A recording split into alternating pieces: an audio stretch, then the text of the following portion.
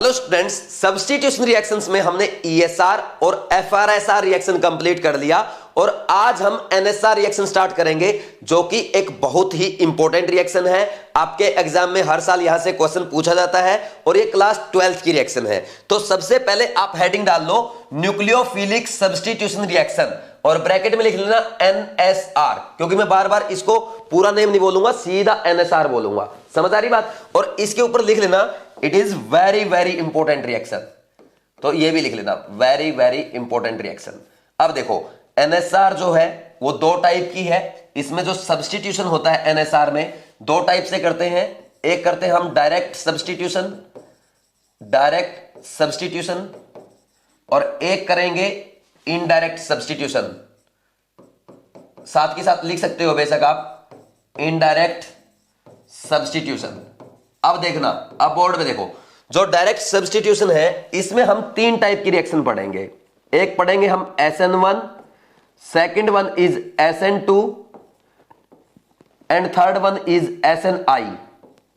ठीक है, और ये तीन रिएक्शन जो है ये हम पढ़ते हैं। एल्काइल हैलाइड के कैरेक्टरिस्टिक रिएक्शन है, अल्कोहल की कैरेक्टरिस्टिक रिएक्शन है और ये ईथर की कैरेक्टरिस्टिक रिएक्शंस है। यानी तीन चैप्टर एक साथ चलेंगे। जब हम ये रिएक्शंस पढ़ेंगे ना तो ये तीन चैप्टर आपके एक साथ चलेंगे। ठीक, अब नेक्स्ट जो आता है वो है इनडायरेक्ट सब्स्टिट्यूशन। इसमें हम पढ़ेंगे SNAR यानी nucleophilic substitution in aryl halides. समझ आ रही बात? तो अराइल हैलाइड क्या होता है? देखो ये एरोमेटिक कंपाउंड है।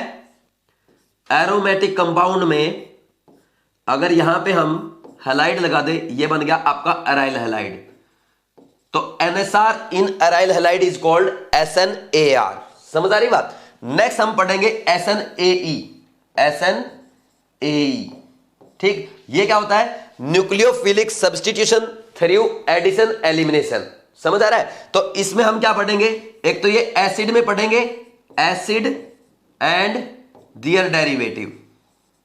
ठीक, ये क्या है?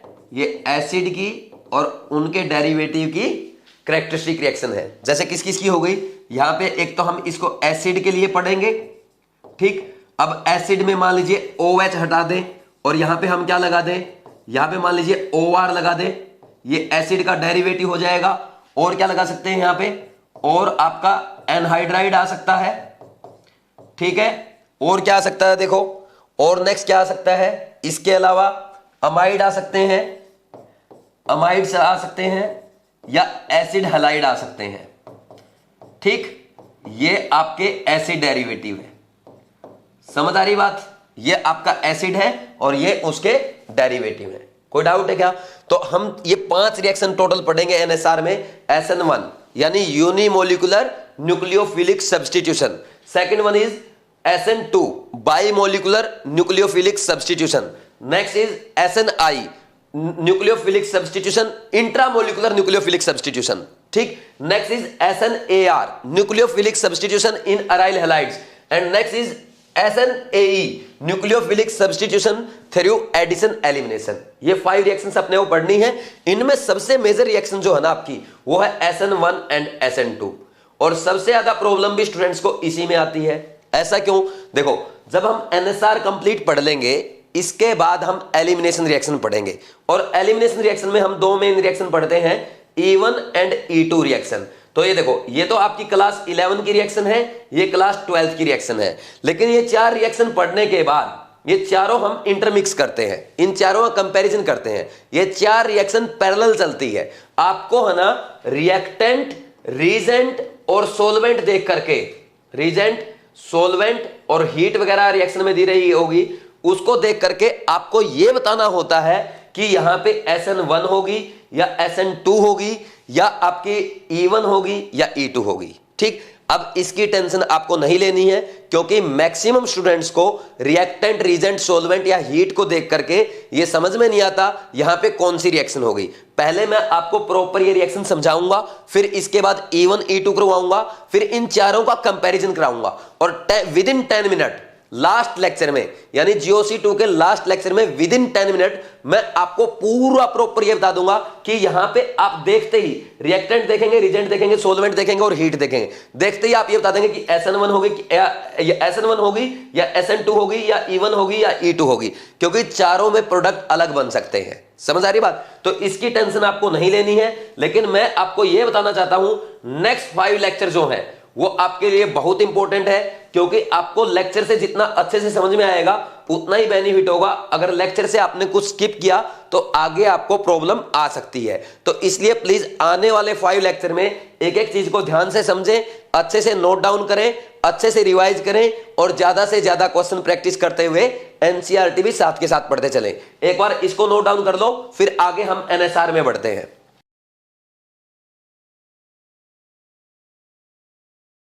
अब नेक्स्ट आगे बढ़ने से पहले इस माइंड मैप की इंपॉर्टेंस मैं आपको बता देता हूं।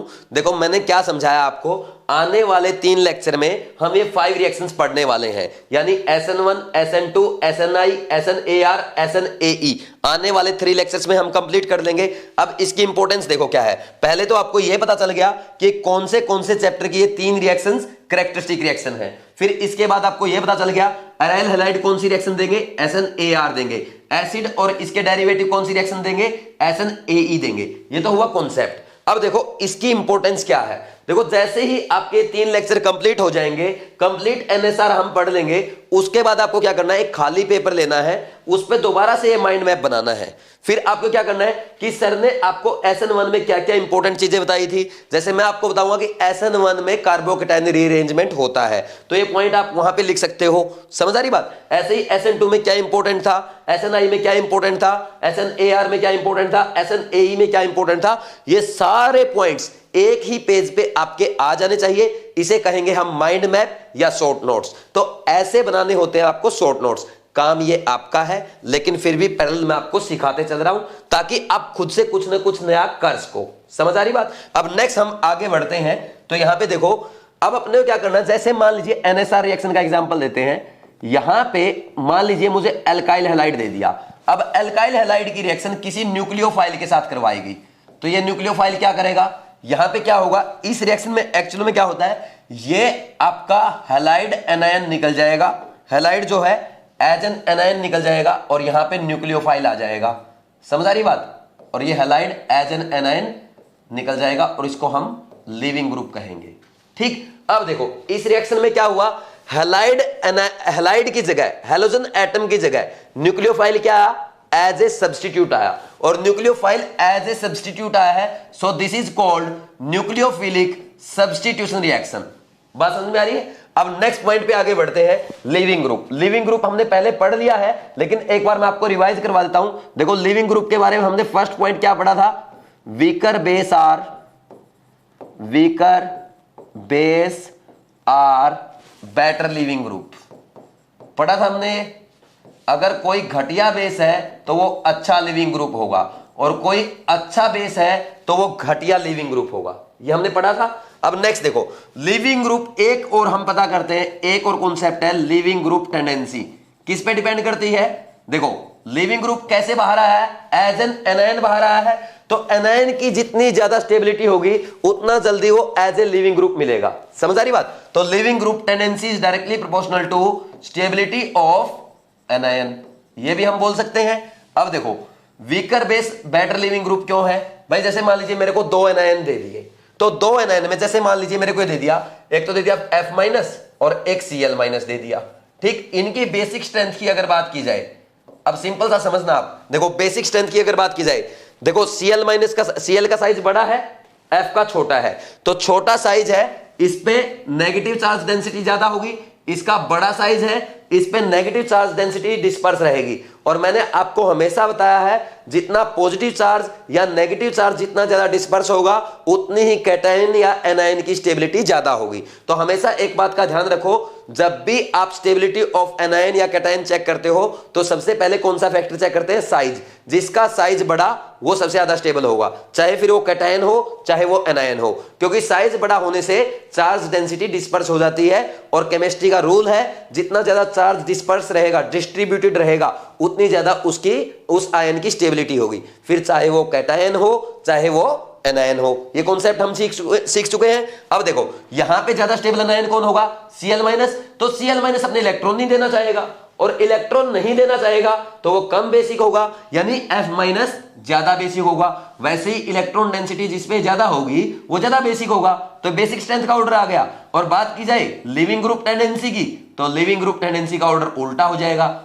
चाहे तो आप इसको बेसिक स्ट्रेंथ से कर लो, चाहे स्टेबिलिटी ऑफ एनायन से कर लो। हमने देखा Cl- एनायन बड़ा एनायन है तो ज्यादा स्टेबल होगा, तो ज्यादा स्टेबल एनायन क्या होगा, अच्छा लिविंग ग्रुप होगा। ये भी हमने पढ़ा है। ठीक, अब नेक्स्ट देखो, अगर यहां पे बात की जाए, यहां पे एक तो अपना क्या है X- है और एक न्यूक्लियोफाइल है। ठीक, इनमें अगर देखो यहां पे मैं दोबारा लिख देता हूं, अगर इन दोनों में बेसिसिटी की बात की जाए तो बेसिक स्ट्रेंथ किसकी ज्यादा होगी, बेसिसिटी X- और हैलाइड आयन में। ठीक, X- और न्यूक्लियोफाइल में। बताओ भाई, इसकी बेसिक, न्यूक्लियोफाइल की बेसिक स्ट्रेंथ ज्यादा होगी, और लिविंग ग्रुप टेंडेंसी की अगर बात की जाए किसकी ज्यादा होगी, X- की होगी। या उल्टा बोल दो आप, है ना, कि X- क्या है, स्ट्रॉन्ग लिविंग ग्रुप है तो घटिया बेस है, वीक बेस है। समझ आ रही बात, ऐसा क्यों हुआ। देखो अगर न्यूक्लियोफाइल ये वाला, अगर ये अच्छा लिविंग ग्रुप होता तो यहां पे लगता ही नहीं, रिएक्शन आपकी बैकवर्ड हो जाती। फॉरवर्ड क्यों हुई, क्योंकि हैलाइड आयन क्या है, अच्छा लिविंग ग्रुप है। समझ आ रही बात, कर लेंगे। तो लिविंग ग्रुप मैंने आपको जस्ट रिमाइंड करवाया है, वैसे हम ये अच्छे से पहले ही पढ़ चुके हैं, इसमें कोई डाउट आपको नहीं आना चाहिए। अब नेक्स्ट क्वेश्चन ये आता है, मान लीजिए एल्काइल हैलाइड अलग अलग दे दिए जाए, जैसे एल्काइल फ्लोराइड दे दिया, एल्काइल क्लोराइड दे दिया, एल्काइल ब्रोमाइड दे दिया, और आपको एल्काइल आयोडाइड दे दिया, तो इसका ऑर्डर क्या आएगा रिएक्टिविटी टुवर्ड्स एनएसआर का। बताओ भाई, रिएक्टिविटी टुवर्ड्स एनएसआर क्या ऑर्डर आएगा, बोलो, सोचो। रिएक्टिविटी टुवर्ड्स एनएसआर, जब तक मैं लिख रहा हूं जल्दी से सोचो। रिएक्टिविटी टुवर्ड्स एनएसआर, ऑर्डर बताना आपको सभी एल्काइल हैलाइड का। अब देखो सिंपल सी बात है, इसमें हुआ क्या है, ये एनएसआर रिएक्शन है, हैलाइड क्या है, हेलोजन एटम क्या है, एज हैलाइड एन बाहर आया है, तो एक काम करो, सब में से एनायन बाहर निकालो, F-, Cl-, Br-, I-, ये हैलाइड आयन आ गए। ठीक, अब जो सबसे ज्यादा स्टेबल आयन होगा वो सबसे जल्दी बाहर आएगा, तो सबसे ज्यादा स्टेबल आयन कैसे चेक करेंगे, एनायन बना हुआ है तो जिसका साइज सबसे बड़ा होगा उसकी स्टेबिलिटी सबसे ज्यादा होगी, ये अपने को पता है। तो आयोडाइड आयन का साइज सबसे बड़ा है, इसलिए इसकी सबसे ज्यादा स्टेबिलिटी होगी, और स्टेबिलिटी अगर इसकी सबसे ज्यादा होगी तो ये जल्दी से क्या करेगा, आपके रिएक्टेंट को यानी सबस्ट्रेट को जल्दी से लीव करेगा।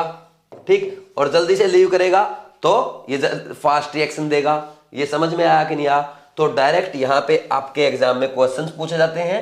तो अभी तक का सबसे इंपॉर्टेंट पॉइंट हमारा ये है, डायरेक्ट एग्जामिनर आपसे यहां से क्वेश्चन पूछ लेगा, मैं आगे क्वेश्चन अभी आपको करवाऊंगा भी सही, पहले आप ये नोट डाउन कर लो। बस इतना ध्यान रखना है कि हुआ क्या है, एनएसआर में यार कुछ भी नहीं है, halide anion as a halogen atom as halide anion बाहर आया है, तो जो जल्दी बाहर आएगा उसकी रिएक्टिविटी फास्ट हो जाएगी। अब जल्दी बाहर कौन आएगा, एज एन हैलाइड एनायन कौन बाहर आएगा, जो सबसे ज्यादा स्टेबल होगा। सबसे ज्यादा स्टेबल कौन होगा, जो एनायन सबसे बड़ा होता है उसकी स्टेबिलिटी सबसे ज्यादा होती है, और इस एनायन की स्टेबिलिटी सबसे ज्यादा है तो ये जल्दी बाहर आएगा, इसकी रिएक्टिविटी, इसकी यानी एल्काइल आयोडाइड की रिएक्टिविटी सबसे ज्यादा हो जाएगी। ठीक, ये नोट डाउन कर लो, फिर आगे बढ़ते हैं।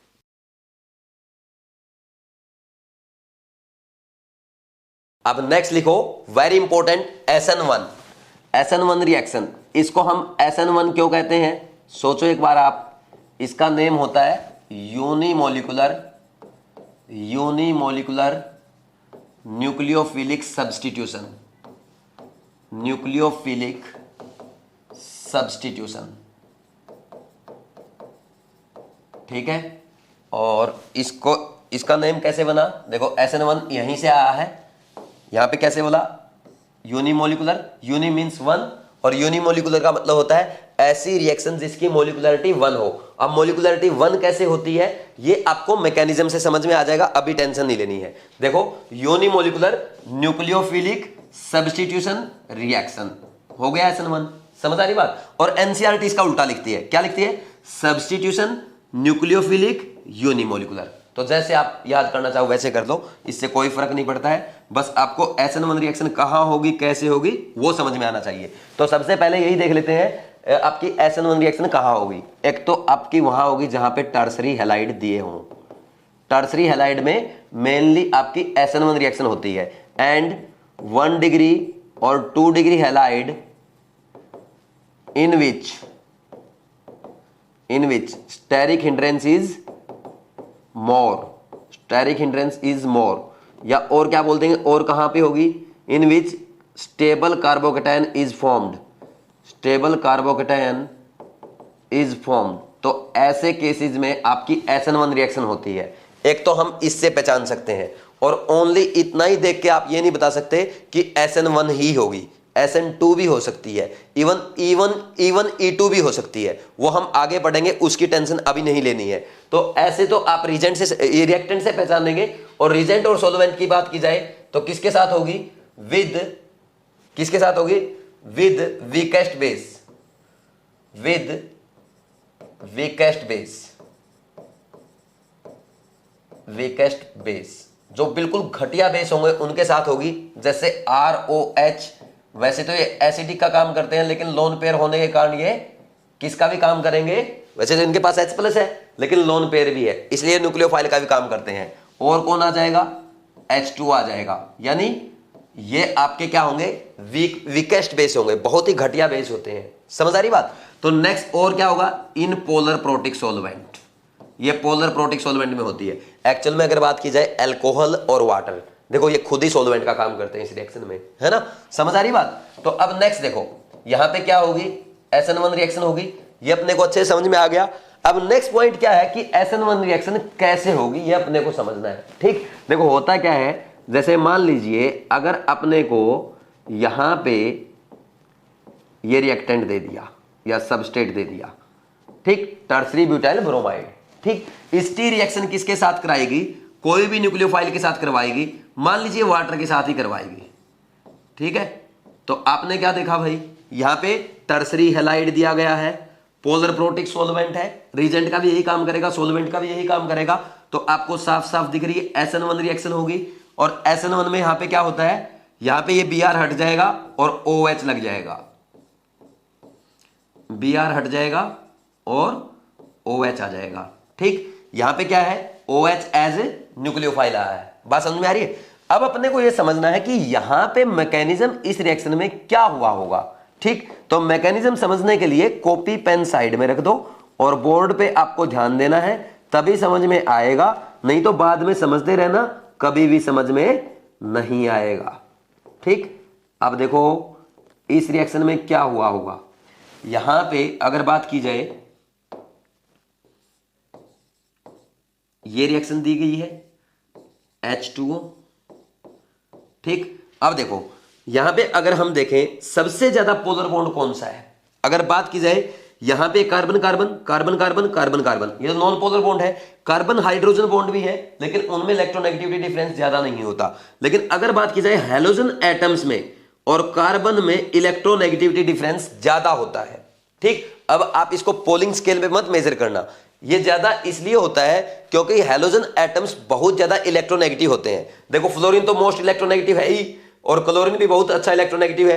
अब आप बोलेंगे सर ब्रोमीन की बहुत ज्यादा इलेक्ट्रोनेगेटिविटी नहीं होती, फिर भी कैसे, क्योंकि इसके पास वैकेंट डी ऑर्बिटल होते हैं, और वैकेंट डी ऑर्बिटल की वजह से जिस एटम से ये जुड़ा होता है उसके इलेक्ट्रॉन्स ये खींचता है, और जब ये इलेक्ट्रॉन्स खींचता है तो ये बहुत ज्यादा इलेक्ट्रोनेगेटिव एटम हो जाता है। बात समझ में आई कि नहीं आई। अब देखो क्या होगा, यहां पे पोलर पाई बॉन्ड हो गया, अब यहां पे कार्बन पे पॉजिटिव चार्ज है, और हमारा यहां पे जो रिएजेंट लिया गया है या जो सॉल्वेंट है उसके पास क्या है, लोन पेयर है। तो इसके लोन पेयर में और इसके कार्बन एटम में, कार्बन के पार्शियल पॉजिटिव चार्ज में अट्रैक्शन होगा। ठीक, तो ये क्या करना चाहेगा, इसको बाहर निकालना चाहेगा और यहां पे आना चाहेगा, लेकिन ये सीधा अपने आप ऐसा नहीं होगा जैसा आप सोच रहे हैं। जैसा मैंने बताया, इसमें होता क्या है, देखो इस रिएक्शन में ध्यान से सुनना। अब यहां पे आपने पोलर प्रोटिक सॉल्वेंट लिया है, और यहां पे हैलाइड एनायन जो है इस पे नेगेटिव चार्ज है, तो नेगेटिव चार्ज के कारण इसका क्या होगा, हाइड्रेशन होगा, और ये आपका बड़ा एल्काइल ग्रुप है, तो इसके इस बड़े एल्काइल ग्रुप के कंपैरिजन में इसका हाइड्रेशन बहुत ज्यादा हो जाता है। और या और अगर आपने इसकी जगह वाटर की जगह और ले लिया, जैसे अल्कोहल ले लिया, तो हम वहां पे सॉल्वेशन बोल देंगे। ये तो समझ आता है ना। तो वाटर का केस मान के चलो, तो इसका हाइड्रेशन बहुत ज्यादा होगा और इसके हाइड्रेशन के कारण जो हाइड्रेशन एनर्जी रिलीज होती है, तो एनर्जी जब भी रिलीज होगी तो मैंने बताया था बॉन्ड की तोड़फोड़ होगी। तो ये बॉन्ड यहां पे ऐसे टूट जाता है, ये बॉन्ड ऐसे टूट जाएगा। समझ आई बात। और ये बॉन्ड जैसे ही टूटेगा तो यहां पे क्या बन जाएगा, ये आपका प्लेनर मॉलिक्यूल बन जाएगा। देखो ठीक है, समझ आ रही बात। ये आपका ये sp2 हाइब्रिडाइज और प्लेनर मॉलिक्यूल आपका बन गया। ठीक है भाई, इतना समझ में आया, इसमें कोई डाउट आपको नहीं होना चाहिए। तो ये फर्स्ट स्टेप था, ठीक, और यहां पे बॉन्ड ब्रेकिंग हुई है, so it is called slow step, और यही आपका आरडीएस स्टेप होगा। समझ आ रही कि नहीं आ रही बात। अब नेक्स्ट देखो, नेक्स्ट पॉइंट ये है, हमारा रिएक्शन इंटरमीडिएट क्या बना है, कार्बोकेटाइन बना है। और कार्बोकेटाइन रिएक्शन इंटरमीडिएट बना है तो कार्बोकेटाइन रीअरेंजमेंट वगैरह होगा कि नहीं होगा, बिल्कुल होगा। कार्बोकेटाइन रीअरेंजमेंट पॉसिबल है तो कार्बोकेटाइन रीअरेंजमेंट, और रिंग एक्सपेंशन करवाना तो रिंग एक्सपेंशन भी होगा, और रिंग कॉन्ट्रैक्शन पॉसिबल है तो रिंग कॉन्ट्रैक्शन भी होगा। यानी कार्बोकेटाइन का रीअरेंजमेंट होगा, उसकी स्टेबिलिटी बढ़ाने के लिए हम उसको रीअरेंज, रिंग एक्सपेंशन या रिंग कॉन्ट्रैक्शन कर सकते हैं। बात समझ में आई कि नहीं आई। अब नेक्स्ट स्टेप में देखो क्या होगा, जैसे ही यहां पे ये बना, तो अब नेक्स्ट पॉइंट पे यहां पे हमारा जो रीजेंट है, या यूं बोल दो यहां पे यही रीजेंट का काम कर रहा है, यही सॉल्वेंट का काम कर रहा है, तो इसके पास लोन पेयर है, तो ये क्या करेगा, अपने लोन पेयर इसको डोनेट करेगा। ठीक, अब ये प्लेनर मॉलिक्यूल है, ये ऐसे प्लेनर है। देखो जैसे मैं आपको बता देता हूं, ये मान के चलो ये प्लेनर हो गया, ऐसे इस प्लेन में है, ये एक मिथाइल लगा ऐसे, एक मिथाइल ऐसे लगा, एक मिथाइल यहां लगा, इस प्लेन में है, तो यहां से भी अटैक कर सकता है, पीछे से भी अटैक कर सकता है। ठीक, इसके ऊपर अटैक कर देगा, और अटैक करने के बाद क्या बनेगा, देखो येलो नहीं व्हाइट से लिखेंगे, क्या बनेगा यहां पे अटैक करने के बाद, ये आपको ऐसा नजर आएगा कि नहीं आएगा, बोलो भाई। यहां पे ये ऐसा नजर आएगा, हाइड्रोनियम आयन बनेगा, और जैसे ही हाइड्रोनियम आयन बनेगा, आपको पता है ऑक्सीजन पे पॉजिटिव चार्ज, क्या करेंगे, हाइड्रोजन की छुट्टी करेंगे ग्रीब की, तो ग्रीब की छुट्टी होते ही क्या मिल जाएगा आपको, अल्कोहल मिलेगा कि नहीं मिलेगा, बोलो भाई। यहां पे आपको अल्कोहल मिलेगा कि नहीं मिलेगा, ये हाइड्राइड आयन की छुट्टी हो जाएगी, H+ की छुट्टी हो जाएगी प्रोटॉन की, हाइड्राइड नहीं H+ है, ठीक, हाइड्राइड तो H- होता है, ठीक है ना। तो ये बन जाएगा आपका टर्सरी अल्कोहल। बात समझ में आई। अब नेक्स्ट देखो, जो हमने यहां पे इस रिएक्शन में सीखा है, अब एक एक पॉइंट हम लिख रहे हैं, यहां पे एक काम करेंगे, साइड बाय साइड में एक एक पॉइंट लिख लेंगे। सबसे फर्स्ट पॉइंट हमने क्या सीखा है, ये कैसी रिएक्शन है, ये 1 और 2 स्टेप रिएक्शन है। फर्स्ट स्टेप स्लो स्टेप है, सेकंड स्टेप क्या होगा, फास्ट स्टेप होगा, क्योंकि कार्बोकेटाइन को इलेक्ट्रॉन डोनेट किए किसने, रीजेंट ने। समझ आ रही बात। और इलेक्ट्रॉन डोनेट किए तो फास्ट रिएक्शन होगी, ये बॉन्ड फॉर्मेशन हुआ है, बॉन्ड फॉर्मेशन क्या होता है, फास्ट स्टेप होता है। समझ आ रही बात। तो नेक्स्ट देखो, इसमें क्या लिखेंगे, सबसे पहला पॉइंट तो ये लिखेंगे, SN1 इज 2 स्टेप रिएक्शन, ठीक। और इसमें फिर नेक्स्ट क्या है, first step is slow step, that is RDS, rate determining step. इसमें कोई डाउट है क्या, ये रेट डिटरमाइनिंग स्टेप हो गया, ठीक। अब रेट लो कैसे लिखेंगे, रेट लो देखो, अब ध्यान देना मेरी बात पे, इधर देखो एग्जाम में पूछा जा सकता है, क्योंकि 12th का टॉपिक है और केमिकल काइनेटिक्स भी इसमें इंक्लूड है, ठीक। रेट लो जब लिखेंगे कैसे लिखेंगे भाई, के रेट कांस्टेंट किस किस पे डिपेंड कर रहा है। फर्स्ट स्टेप में आपने क्या देखा, कितने मॉलिक्यूल टकराए हैं, कोई नहीं टकराया भाई, इसका कोई रोल नहीं है यहां पे, इसने बस इसको उकसाया है थोड़ा सा, इसके कारण थोड़ा सा ये इसने क्या किया, जो पोलर प्रोटिक सॉल्वेंट था, पोलर प्रोटिक सॉल्वेंट ने क्या किया, इस एनायन का हाइड्रेशन कर दिया, ठीक। ये हैलाइड एटम पे जैसे ही पार्शियल नेगेटिव चार्ज आया, उसका हाइड्रेशन कर दिया, हाइड्रेशन से एनर्जी रिलीज हुई, और एनर्जी रिलीज होने से बॉन्ड टूट गया।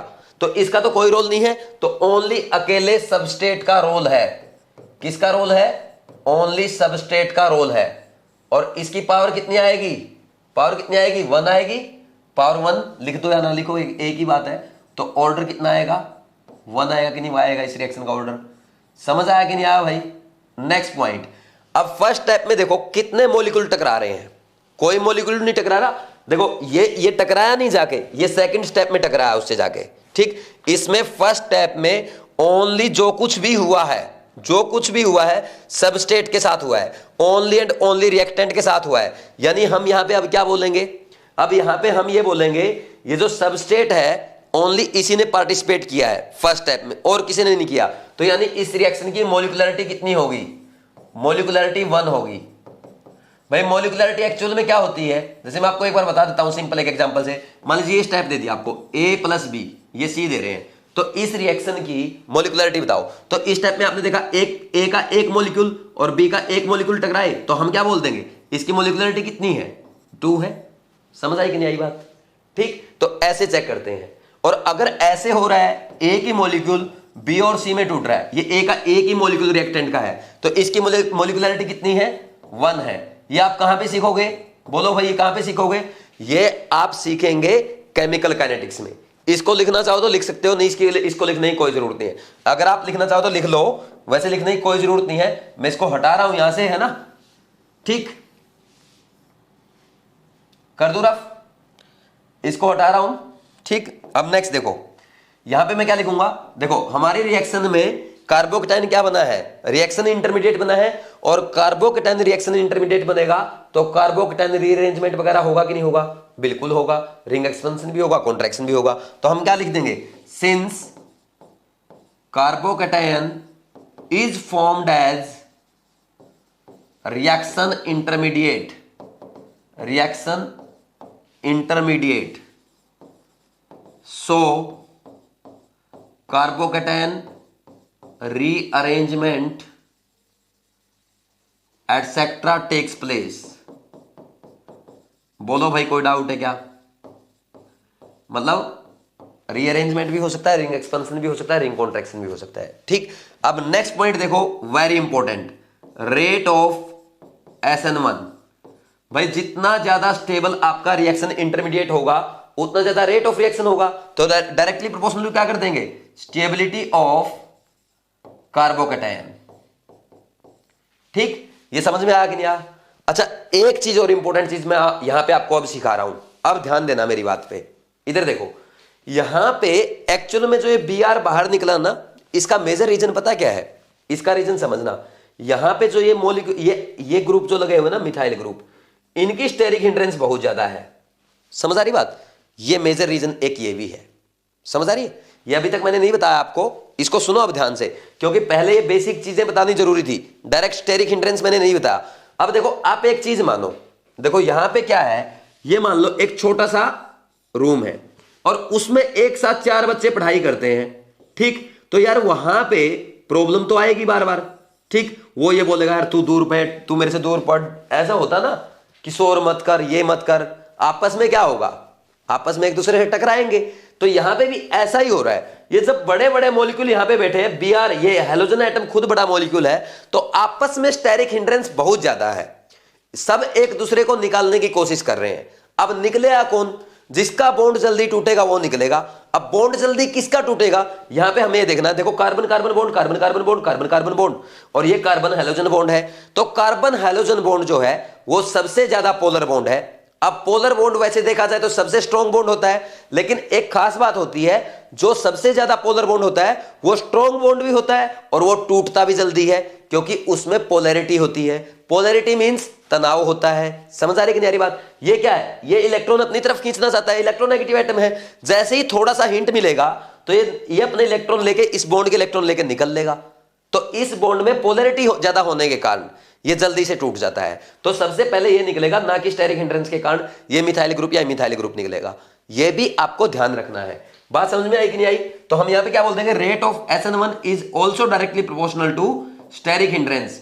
अगर कार्बोकेटाइन से आप डिसाइड ना कर पाओ तो ये भी फैक्टर आपको ध्यान रखना है।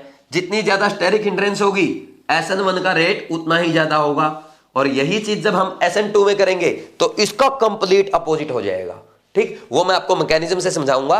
तो SN1 का मैकेनिज्म हमने पढ़ लिया, प्रॉपर सारी चीजें देख ली, एक बार ये नोट डाउन कर लो, फिर हम आगे बढ़ते हैं।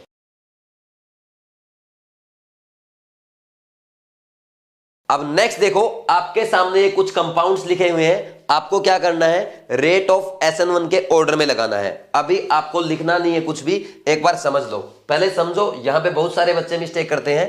देखो क्या मिस्टेक होगी, हम क्या करते हैं भाई, हमने पढ़ा rate of SN1 is directly proportional to stability of carbocation. हम यहां से इसको हटाएंगे, Cl को, कार्बोकेटायन बनाएंगे, Cl हटाएंगे, कार्बोकेटायन बनाएंगे, Cl हटाएंगे, कार्बोकेटायन बनाएंगे, सब जगह ऐसा ही कर देंगे।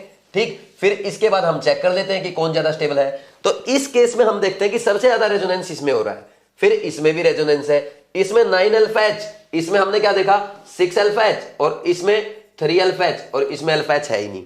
तो हम देखेंगे सबसे ज्यादा स्टेबल ये होगा, क्योंकि सबसे ज्यादा रेजोनेंस इसमें हो रहा है। फिर इसके बाद ये होगा आपका अलाइल क्लोराइड, बेंजाइल क्लोराइड के बाद अलाइल क्लोराइड, फिर ये ऑर्डर आएगा।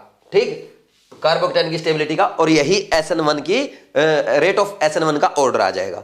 लेकिन यहां पे एक बहुत बड़ी मिस्टेक हो जाती है, ये जो है ना आपका जिसके पास 9 अल्फा H है, ये एक्चुअल में आपका बेंजाइल क्लोराइड से भी ज्यादा स्टेबल होता है।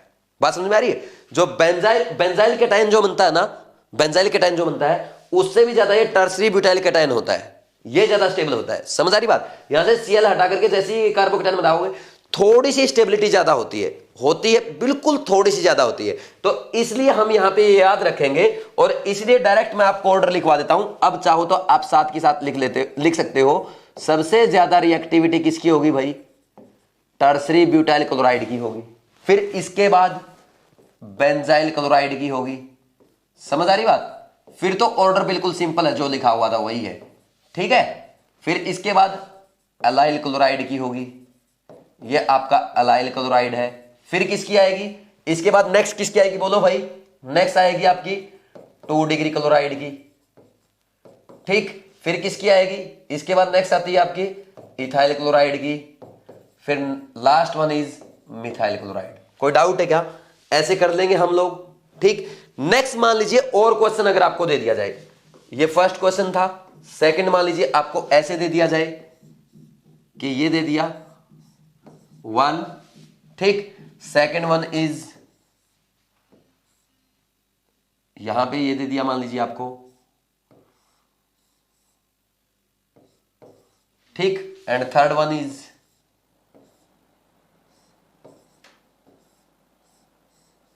ये दे दिया। तो इसमें ऑर्डर बताना है आपको। ठीक है, अब बताओ भाई SN1, अच्छा रेट ऑफ SN1 लिख रहे हैं हर जगह हम, है ना, ये तो पता ना सबको। ठीक, अब देखो ये सबसे इसका, इससे ज्यादा इसका होगा, क्योंकि यहां जो कार्बोकेटायन बनेगा इसका ज्यादा स्टेबल होगा। क्यों? क्योंकि इसमें क्या होगा, 2 डांसिंग रेजोनेंस, इसमें 1 डांसिंग रेजोनेंस, और इसमें 3 डांसिंग रेजोनेंस। इसका सबसे ज्यादा स्टेबल कार्बोकेटायन, इसलिए इसकी SN1 का रेट सबसे ज्यादा होगा। ये बिल्कुल 2 सिंपल से क्वेश्चन थे। एक अच्छा क्वेश्चन मैं यहां पे आपको करवा देता हूं। मान लीजिए एग्जामिनर अगर आपको ऐसा दे दे, देखो यहां पे ये दे दिया,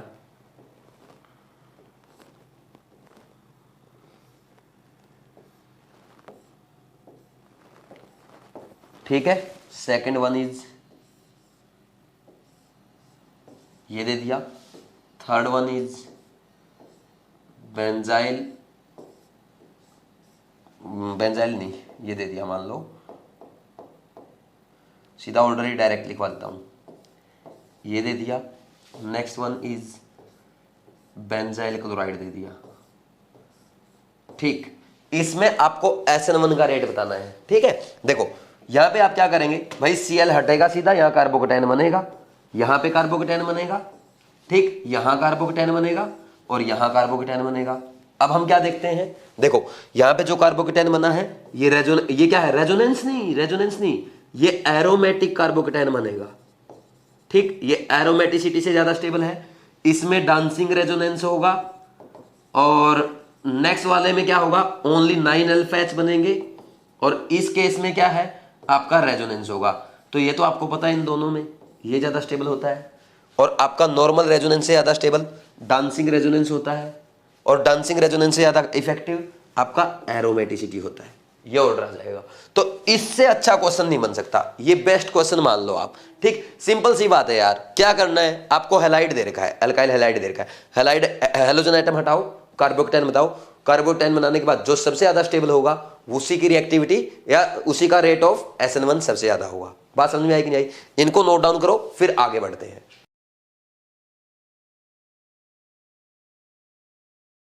अब नेक्स्ट देखो SN1 का सबसे इंपॉर्टेंट पॉइंट। एक काम करो, पहले थियरी लिख लो, फिर सिंपली मैं आपको समझा दूंगा। देखो इसमें क्या दिया है, if chiral halide is given, chiral halide is given, then racemization takes place, then racemization takes place,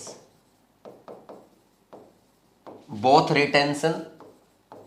retention and inversion product are obtained, inversion product, both retention and inversion product are obtained, however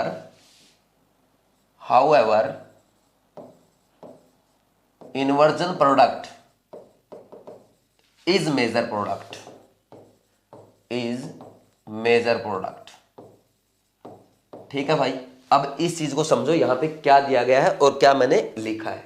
ठीक, जैसे मान लीजिए यहां पे अपने को chiral halide दे रखा है, जैसे कार्बन है, इसके चारों एटम अलग लग जाए, ये चारों ग्रुप अलग लग जाए।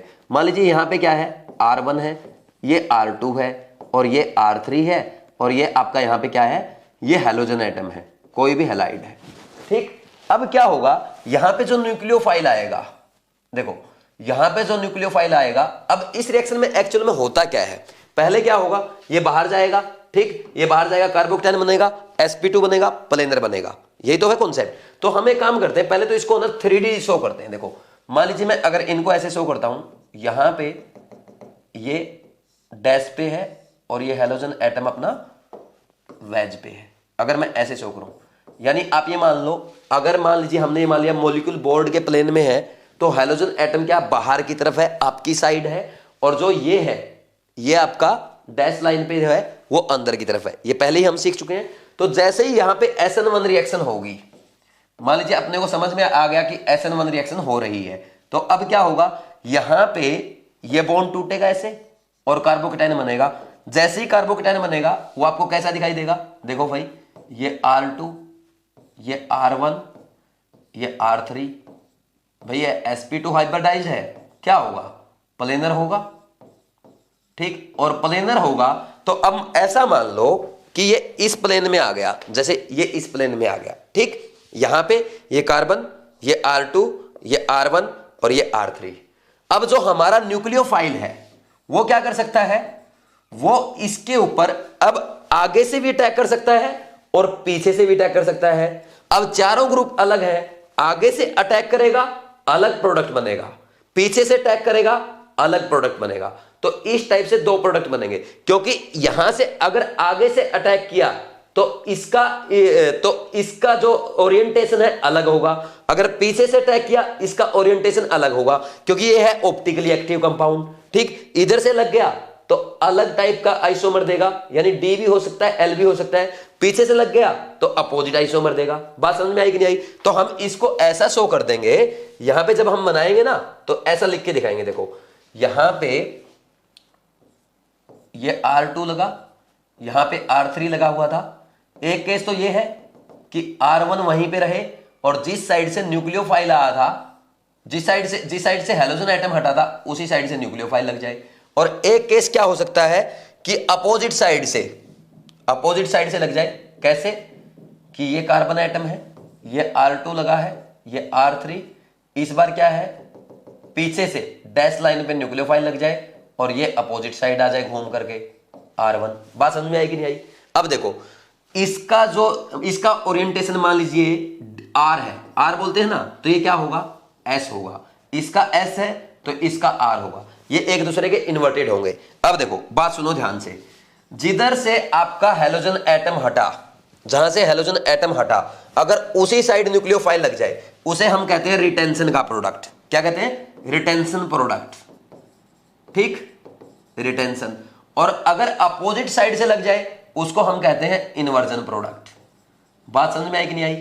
ठीक, यानी हम ये मान सकते हैं अगर इसका कॉन्फ़िगरेशन R था ना तो रिटेंशन के प्रोडक्ट का कॉन्फ़िगरेशन R ही रहेगा। समझ आ रही बात? और अगर इसका कॉन्फ़िगरेशन R था तो इन्वर्जन के प्रोडक्ट का कॉन्फ़िगरेशन इन्वर्टेड होगा, क्या होगा, S होगा। बात समझ में आई। और ये दोनों प्रोडक्ट मिलते हैं, इसलिए हम क्या कहते हैं, ये रेसमिक मिक्सर है। समझ आ रही कि नहीं आ रही बात। यानी एक टाइप से ये D और ये L अगर बिल्कुल एग्जैक्ट 50-50 हो जाए तो हम इसको प्योर रेसमिक मिक्सर बोल देंगे, क्योंकि ये टोटली ऑप्टिकली क्या होगा, इनएक्टिव होगा। समझ आ रही बात। तो इसलिए मैंने लिखा है कि if chiral halide is given then racemization takes place, both retention and inversion product are obtained, दोनों ऑब्टेन्ड हुए। However inversion product is major product, यहां पे ये भी लिख लेना, inversion product is major product. ऐसा क्यों हुआ, अब इन्वर्जन वाला मेजर क्यों माना जाएगा वो मैं आपको बता रहा हूं। यानी ये R है तो S मेजर माना जाएगा, और ये S है तो R मेजर माना जाएगा। या ऐसे बोल दो, ये डेक्स्ट्रो रोटेटरी है तो लीवो रोटेटरी को मेजर प्रोडक्ट माना जाएगा। ऐसा क्यों हुआ, अब सोचो, जब यहां से ये हैलाइड एनायन बाहर निकला होगा तो यहां इसी विसिनिटी में पड़ा होगा, यहां पे ये ऐसे आया होगा X-। अब देखो यहां पे अगर इधर से ये हैलोजन एटम अटैक करता, ये न्यूक्लियोफाइल अटैक करता है हैलोजन एटम की साइड से, तो ये बाहर निकला है, ये क्या है, ये इलेक्ट्रॉन रिच स्पीसीज है, ये भी इलेक्ट्रॉन रिच स्पीसीज है, तो दोनों में आपस में क्या होगा, रिपल्सन होगा। तो इधर से अटैक करना मुश्किल होगा और पीछे से अटैक करना आसान होगा।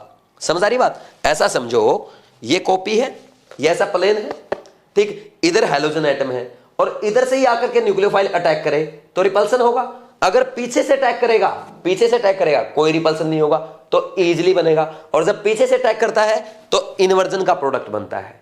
इसलिए इन्वर्जन का प्रोडक्ट मेजर प्रोडक्ट है, क्योंकि जब वो पीछे से अटैक करता है वहां पे आपस में इलेक्ट्रॉनिक रिपल्सन कम है। बात समझ में आई कि नहीं आई।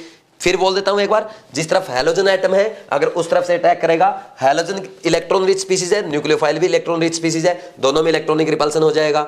और अगर पीछे से अटैक करेगा तो बिल्कुल आराम से कर पाएगा। आराम से क्यों कर पाएगा, क्योंकि पीछे रिपल्सन नहीं होगा। बात समझ में आई कि नहीं आई। ठीक, कर लेंगे इसको, ऐसे लिख लेंगे।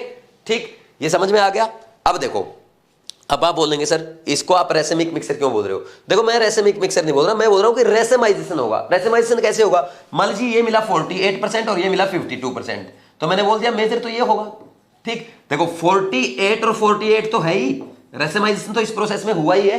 बात समझ में आई कि नहीं आई भाई। मैंने बोला रेसेमाइजेशन टेक्स प्लेस। ठीक, रेसेमाइजेशन टेक्स प्लेस, रेसेमाइजेशन तो हुआ है। समझ आ रही कि नहीं आ रही बात। ठीक, चाहे एक एक मॉलिक्यूल का हुआ हो, लेकिन प्रोडक्ट जब बनेगा मेजर प्रोडक्ट इन्वर्जन का बनेगा। और मान लीजिए जितना है ना आपके, जितना ज्यादा आपका स्टेबल कार्बोकेटायन बनेगा, जितना बढ़िया कार्बोकेटायन बनेगा, उतना ज्यादा इन्वर्जन का प्रोडक्ट मेजर होता जाएगा। उतना ज्यादा रेसेमाइजेशन होता जाएगा। दोबारा बोल देता हूं, मैं बोल रहा हूं जितना बढ़िया कार्बोकेटायन बनेगा उतना ज्यादा रेसेमाइजेशन होगा, क्योंकि जितना बढ़िया कार्बोकेटायन बनेगा उतना ज्यादा प्लेनर होगा, उतना ही ज्यादा आगे और पीछे से अटैक करने की प्रोबेबिलिटी बढ़ेगी। ठीक, बराबर अटैक करने की प्रोबेबिलिटी बढ़ती जाएगी। तो कार्बोकेटायन की स्टेबिलिटी जैसे जैसे बढ़ती जाएगी, रेसेमाइजेशन बढ़ता जाएगा, रेसेमिक मिक्सर अच्छा बनेगा। बात समझ में आ रही है। लेकिन इतना डिटेल में आपको जाने की जरूरत नहीं है। अब आपके काम की चीज सुन लो, सिंपल। आपके काम की चीज ये है, अगर कायरल हैलाइड दे दिया तो रेसेमाइजेशन होगा, रिटेंशन का प्रोडक्ट भी बनेगा, इन्वर्जन का भी बनेगा। तो इसमें अगर पूछा जाए मेजर कौन होगा, इन्वर्टेड प्रोडक्ट, इन्वर्जन का प्रोडक्ट मेजर प्रोडक्ट होगा। ये पॉइंट आपको ध्यान रखना है, बाकी डिटेल में जाने की जरूरत नहीं है। समझ आ गया। अब नेक्स्ट हम आगे बढ़ते हैं। आगे देखो इसमें क्या है, एक नोट डाल लेते हैं। नोट में देखो क्या है, SN1 reaction is favoured by polar protic solvent like water, alcohol, acetic acid etc. NCERT में भी ऐसा ही लिखा हुआ है। ठीक है ना। SN1 reaction is favored by polar protic solvent like water, alcohol, acetic acid etc. and also favored by, ये मैं एक्स्ट्रा लिखवा रहा हूं, ये पॉइंट एक्स्ट्रा है, and also favoured by Lewis acids like AlCl3, ZnCl2, FeCl3 etc. and super acids like SbF5, SbCl5 etcetera. ठीक, तो इनके द्वारा एक्चुअल में ये भी लुईस एसिड ही है ना, वैसे सुपर एसिड बोल देते हैं इनको, क्योंकि ऑक्टेट कंप्लीट होते हुए भी लुईस एसिड की तरह बिहेव कर रहे हैं, क्योंकि इनके पास वैकेंट ऑर्बिटल होते हैं। ठीक, तो ये देखो पोलर प्रोटिक सॉल्वेंट तो देंगे ही देंगे, SN1 रिएक्शन ये भी देंगे, लुईस एसिड भी देंगे। समझ आ रही बात? क्यों? जब हम एग्जांपल करेंगे ना तब आपको अच्छे समझ में आ जाएगा, बस आप एक बार नोट डाउन कर लो। ठीक, लिखो।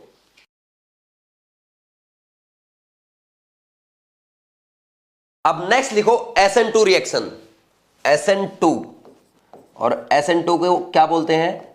बाईमोलिकुलर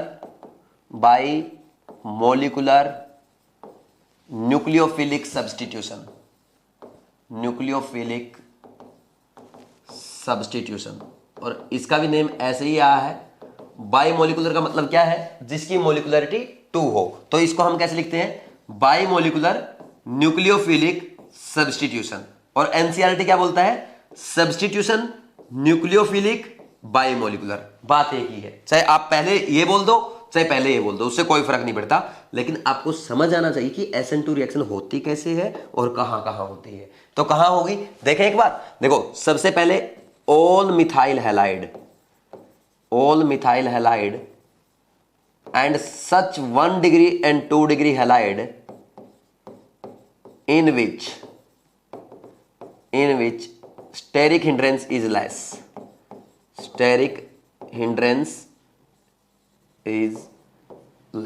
समझ आई बात? जिनमें स्टेरिक हिंड्रेंस कम होगी, ऐसे 1 डिग्री या 2 डिग्री हैलाइड, वो भी आपकी SN2 रिएक्शन देंगे। लेकिन टर्सरी हैलाइड के केस में बहुत ही कम चांसेस होते हैं। बात समझ में आई कि नहीं आई? ठीक, अब एक तो इससे हम ओनली सबस्ट्रेट से या रिएक्टेंट से देख करके नहीं बता सकते, अपने को रिजेंट में भी देखना होगा क्या है, और सॉल्वेंट भी देखना होगा। तो फिर नेक्स्ट आता है किसकी प्रेजेंस में होती है? वीकर बेस के साथ। वहां पे वीकेस्ट बेस, वहां पे बेस जो था बिल्कुल घटिया था, यानी वीकेस्ट बेस था, उसके पास तो बल्कि क्या था? एसिडिक H भी था, वाटर था, अल्कोहल था, एसिड था, उनके पास तो एसिडिक H भी था। यानी घटिया बेस क्या होंगे? कुछ ना कुछ एसिडिक होंगे, और ये क्या है? वीकर बेस, यानी अच्छा बेस ये भी नहीं है। यानी जैसे एग्जांपल हम ले लें एक्वस KOH और KCN आ जाए, यहां पे हम NH3 भी लिख देते हैं। ठीक, NH3 भी लिख सकते हो, NH3 के केस में भी हो जाती है। और ठीक, और सबसे important in polar aprotic solvent, सबसे इंपॉर्टेंट। ठीक, तो ऐसा केस अगर बन जाए तो आप बोल देंगे सर यहां पे SN2 रिएक्शन होगी। बात समझ में आई कि नहीं आई? कर लेंगे, अब आगे बढ़े। ठीक, अच्छा एक क्वेश्चन मेरा यहां पे आपसे है कि मैंने बोला कि SN1 तो हो रही थी पोलर प्रोटिक सॉल्वेंट के केस में, ठीक, ये होती है पोलर एप्रोटिक सॉल्वेंट के केस में। ऐसा क्यों? मान लो SN2 में हम क्या करवा देते कि यहां पे देखो, अगर SN2 में हम पोलर प्रोटिक सॉल्वेंट ले लें तो इसका काम क्या है? कैटायन को भी डिसॉल्व करेगा, एनायन को भी डिसॉल्व करेगा कि नहीं करेगा? दोनों को करेगा ना, और दोनों को डिसॉल्व करेगा तो यहां पे OH- है, KCN में साइनाइड आयन है, इनको डिसॉल्व कर देगा, और इनको डिसॉल्व कर देगा तो इनकी न्यूक्लियोफिलिसिटी घट जाएगी, और न्यूक्लियोफिलिसिटी घट जाएगी तो न्यूक्लियोफिलिक सब्स्टिट्यूशन कैसे पॉसिबल होगा? इसलिए हम क्या करते हैं? Polar aprotic solvent like acetone, dimethyl formamide, dimethyl acetamide, DMSO etcetera लेते हैं। बात समझ में आई? ठीक, और वहां पे क्या कर रहे थे हम? पोलर प्रोटिक सॉल्वेंट इसलिए ले रहे थे क्योंकि यहां पे देखो ये जो हमने लिया था टर्सरी हैलाइड का एग्जांपल लिया था, एक तो यहां पे स्टेरिक हिंड्रेंस थी, और फिर दूसरा अपने को इसको निकालना था, इसलिए देखो यहाँ पे डेल माइनस था, यहाँ पे डेल प्लस था, तो यहाँ पे इस पे negative electron density, negative charge density होने के कारण यहाँ पे पोलर प्रोटिक सॉल्वेंट के केस में इसमें क्या हो गया? इसका हाइड्रेशन हो गया, और इसका हाइड्रेशन होने की वजह से हाइड्रेशन एनर्जी रिलीज हुई, उस हाइड्रेशन एनर्जी ने इस बॉन्ड को तोड़ दिया था, तो इसलिए यहाँ पे पोलर प्रोटिक सॉल्वेंट लिया था। बात समझ में आई दोनों में?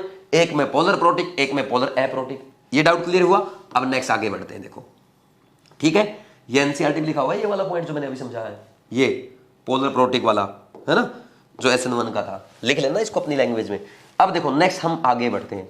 आगे क्या करना है? एक एग्जांपल ले लेते हैं, कोई मिथाइल हैलाइड ले लेते हैं, जैसे कि ये है CH3X है, इसकी रिएक्शन हमने किसी न्यूक्लियोफाइल के साथ करवाई, ठीक, in presence of polar aprotic solvent like acetone.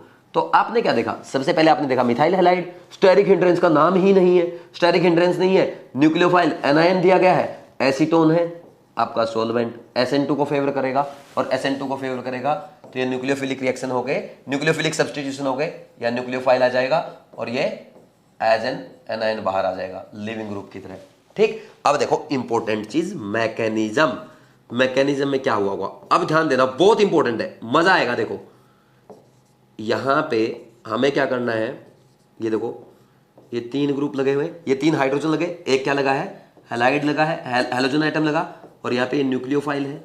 ठीक, अब देखो इस रिएक्शन में क्या होगा, ध्यान से समझना। अब यहां पे पहले क्या हो रहा था, SN1 में बल्कि ग्रुप थे, स्टेरिक हिंड्रेंस के कारण क्या क्या चाहते थे कि ये अपना बॉन्ड लेकर के बाहर निकल जाए। ठीक, और वो पॉसिबल भी कर पाए, मतलब उन्होंने ऐसा करवा भी दिया स्टेरिक हिंड्रेंस के कारण।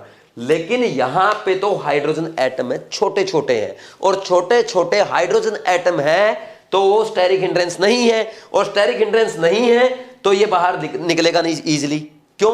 दूसरा आपने लिया भी क्या है, पोलर एप्रोटिक सॉल्वेंट लिया है, और पोलर एप्रोटिक सॉल्वेंट जो आपने लिया है एसीटोन, वो इसको एनायन को डिसॉल्व भी नहीं करेगा। डिसॉल्व नहीं करेगा तो हाइड्रेशन एनर्जी या सॉल्वेशन एनर्जी रिलीज नहीं होगी, और एनर्जी रिलीज नहीं होगी तो तब तक ये बॉन्ड नहीं टूटेगा।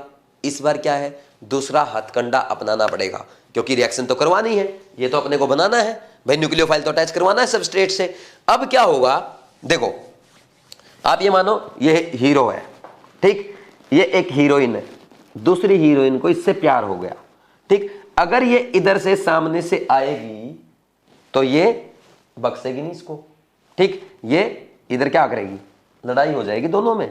ठीक, ये अगर इधर से आएगी तो इधर से ये इसको नहीं आने देगी, क्योंकि ये बोलेगी हीरो मेरा है। समझ आ रही बात, मैं नहीं छोड़ूंगी। तो इसको क्या करना पड़ेगा, जब सीधी उंगली से घी ना निकले तो उंगली को क्या कर लो, टेढ़ी कर लो। तो ये हीरोइन भाई, उसको तो प्यार है, वो तो अपने यार को लेके मानेगी, और लेके मानेगी तो आगे से अगर सीधी उंगली से घी नहीं निकला तो उंगली को टेढ़ी कर लेगी, यानी पीछे से अटैक कर देगी। और जैसे ही पीछे से अटैक करेगी, अब इसका भी अट्रैक्शन देखो, एक्चुअल में क्या है, इस पे है नेगेटिव चार्ज, इस पे है पॉजिटिव चार्ज, क्योंकि ये इलेक्ट्रोनेगेटिव एटम, ये इलेक्ट्रोपॉजिटिव एटम। अब ये इलेक्ट्रोपॉजिटिव एटम है, ये तो भाई लड़का है और ये लड़की है, ये भी एक टाइप से लड़की है भाई। लड़के का अट्रैक्शन इस लड़की की तरफ भी है, इसकी तरफ भी है, दोनों लड़कियों की तरफ है। अब देखो क्या होगा, हीरो बेचारा फंस गया बीच में। अब होगा कुछ ऐसा कि ये इसको भी चाहेगा और इसको भी चाहेगा, और ये दोनों तरफ से साथ में जुड़ जाएंगे। ठीक, समझ आ रही बात। अब यहां पे क्या है, देखो इसकी न्यूक्लियोफिलिसिटी ज्यादा है, इसकी न्यूक्लियोफिलिसिटी ज्यादा है, ये समझो हीरो से ज्यादा प्यार इस हीरोइन को है, उसका थोड़ा सा प्यार कम है, और इसका प्यार अगर ज्यादा है तो ये क्या करेगा, ये इसकी बॉन्डिंग अच्छी होगी और इसकी बॉन्डिंग वीक होगी, और धीरे धीरे इनका रिलेशन एक दिन खत्म हो जाएगा। और खत्म हो जाएगा तो क्या बनेगा, ये पीछे से अटैक करके ऐसे क्या बन जाएगा, बोलो भाई, ये जुड़ गई आके, है ना, अपना रिलेशन बना लिया इसने। किसकी छुट्टी कर दी, पुरानी हीरोइन की छुट्टी कर दी। बात समझ में आई कि नहीं आई? तो ऐसे करते हैं। अब नेक्स्ट पॉइंट जो हमारा है उसमें आपको देखना एक बार, इधर देखो, यहां पे खास बात देखो। अब ये समझ में आना आपको क्या हुआ, कहीं हीरो हीरोइन के चक्कर में तो नहीं चला गया। एक बार नॉर्मली समझा देता हूं। देखो एक्चुअल में क्या हो रहा है, यहां पे ना हमने देखा था SN1 में क्या था, भारी भरकम ग्रुप लगे हुए थे, मिथाइल ग्रुप। ठीक, स्टेरिक हिंड्रेंस के कारण वो इसको हैलोजन एटम को बाहर निकालना चाहते थे। वो हैलोजन एटम को ऐसे बाहर निकालना चाहते थे, तो वहां पे क्या था, वहां पे पोलर प्रोटिक सॉल्वेंट था, तो इस पे नेगेटिव चार्ज डेंसिटी होने के कारण इसको पोलर प्रोटिक सॉल्वेंट क्या करता है, कैटायन को भी डिसॉल्व करता है, एनायन को भी डिसॉल्व करता है। इसको जैसे ही डिसॉल्व किया तो उसका हाइड्रेशन हुआ, सॉल्वेशन हुआ, तो हाइड्रेशन या सॉल्वेशन एनर्जी रिलीज होगी, जिसके कारण ये बॉन्ड टूट गया था। लेकिन इस केस में ऐसा नहीं है। क्यों नहीं है? क्योंकि यहां पे क्या है, इस पे नेगेटिव चार्ज है, इस पे पॉजिटिव चार्ज है, ये तो सही है। लेकिन यहां पे ना तो स्टेरिक हिंड्रेंस है और ना ही पोलर प्रोटिक सॉल्वेंट है जो हाइड्रेशन एनर्जी से या सॉल्वेशन एनर्जी से इसका बॉन्ड को तोड़ देगा। समझ आ रही बात? क्योंकि पोलर प्रोटिक सॉल्वेंट लिया गया है। तो जब सीधी उंगली से घी नहीं निकलता, हमने क्या किया, ये आगे से नहीं निकल रहा था, पीछे से न्यूक्लियोफाइल का अटैक करा दिया। और जब पीछे से न्यूक्लियोफाइल का अटैक कराया, आगे से ये भी जुड़ा रहना चाहता है, जाना ये भी नहीं चाहता और छोड़ना ये भी नहीं चाहता, इसको भी अटैच इसको भी करवाना है। तो इसने पीछे से अटैक किया, तो ऐसा लगा कि ये दोनों बॉन्डिंग कर रहे हैं और इसकी न्यूक्लियोफिलिसिटी ज्यादा होने के कारण ये अपने ज्यादा इलेक्ट्रॉन इसको डोनेट करता है, इसलिए इसके बॉन्ड फॉर्मेशन में ज्यादा एनर्जी रिलीज होगी, ये बॉन्ड ज्यादा स्टेबिलिटी गेन करेगा और ये कम स्टेबिलिटी, इसकी स्टेबिलिटी कम होती जाएगी। ठीक, ये बॉन्ड टूटता जाएगा, ये बनता जाएगा, क्योंकि इसकी न्यूक्लियोफाइल की न्यूक्लियोफिलिसिटी ज्यादा है और जिसकी न्यूक्लियोफिलिसिटी ज्यादा है वो एज ए न्यूक्लियोफाइल काम करेगा ना। इसने आगे जैसे इसको इलेक्ट्रॉन डोनेट किए, बहुत ज्यादा एनर्जी रिलीज हुई, इस बॉन्ड फॉर्मेशन में एनर्जी रिलीज ज्यादा हो रही है, इसलिए ज्यादा स्टेबल बॉन्ड बन रहा है। बात समझ में आई कि नहीं आई? आई। अब नेक्स्ट देखो, ये क्या बना? ये बनी ट्रांजिशन स्टेट, इसको हम कहते हैं ट्रांजिशन स्टेट। देखो बेचारा कार्बन एटम ना उधर का ना इधर का, ट्रांजिशन स्टेट है और ऐसा लग रहा है 5 बॉन्ड बना रहा है, 3 तो ये प्योर दिख रहे हैं, इधर भी दिख रहा है, इधर भी दिख रहा, तो इसको हम पेंटावेलेंट कार्बन भी कहते हैं, पेंटावेलेंट कार्बन। तो डायरेक्ट एग्जाम में पूछ सकता है कि पेंटावेलेंट कार्बन कौन सी रिएक्शन में बनता है, बता दोगे? ठीक, अब देखो इस रिएक्शन में, अब सुनना मेरी बात ध्यान में, ये तो आ गया ट्रांजिशन स्टेट बनती है, पेंटावेलेंट कार्बन बनता है, इसमें कोई डाउट नहीं है। अब नेक्स्ट पॉइंट देखो, इस रिएक्शन में हमेशा क्या होगा, अगर मान लीजिए यहाँ पे अलग ग्रुप लगा है, मान लीजिए यहाँ पे हाइड्रोजन, यहाँ पे ड्यूटेरियम, यहाँ पे ट्रीटियम लगा है, तो चारों ग्रुप अलग हो गए, ये क्या हो गया? कार्ल सेंटर हो गया। तो जब इस पे पीछे से अटैक करेगा ना, तो पीछे से अटैक करेगा तो इन्वर्टेड प्रोडक्ट बनेगा।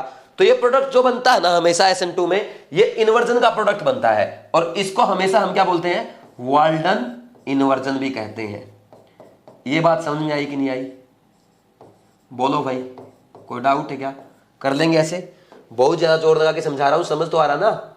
या मैं अकेला चला रहा हूं यहाँ पे रूम में, कहीं अकेला ही चला रहा हूं, आपको कुछ समझ ही नहीं आ रहा हूं? ठीक, तो समझ आना बहुत जरूरी है। ठीक, नेक्स्ट देखो, अब नेक्स्ट देखो, इस रिएक्शन के बारे में हमने पॉइंट्स लिखने हैं। सबसे पहला पॉइंट यही है भाई, ये रिएक्शन कितने स्टेप में हुई।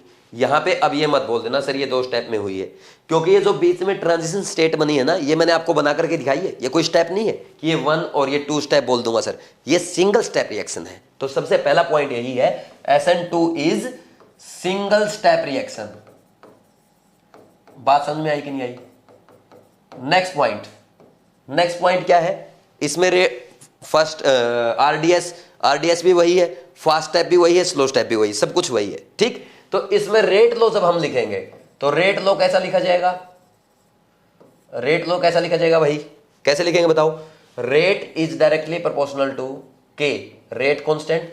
एक तो सबस्टेट का रोल आया है, क्या अकेले सबस्टेट ने रिएक्शन करी? क्या नहीं करी।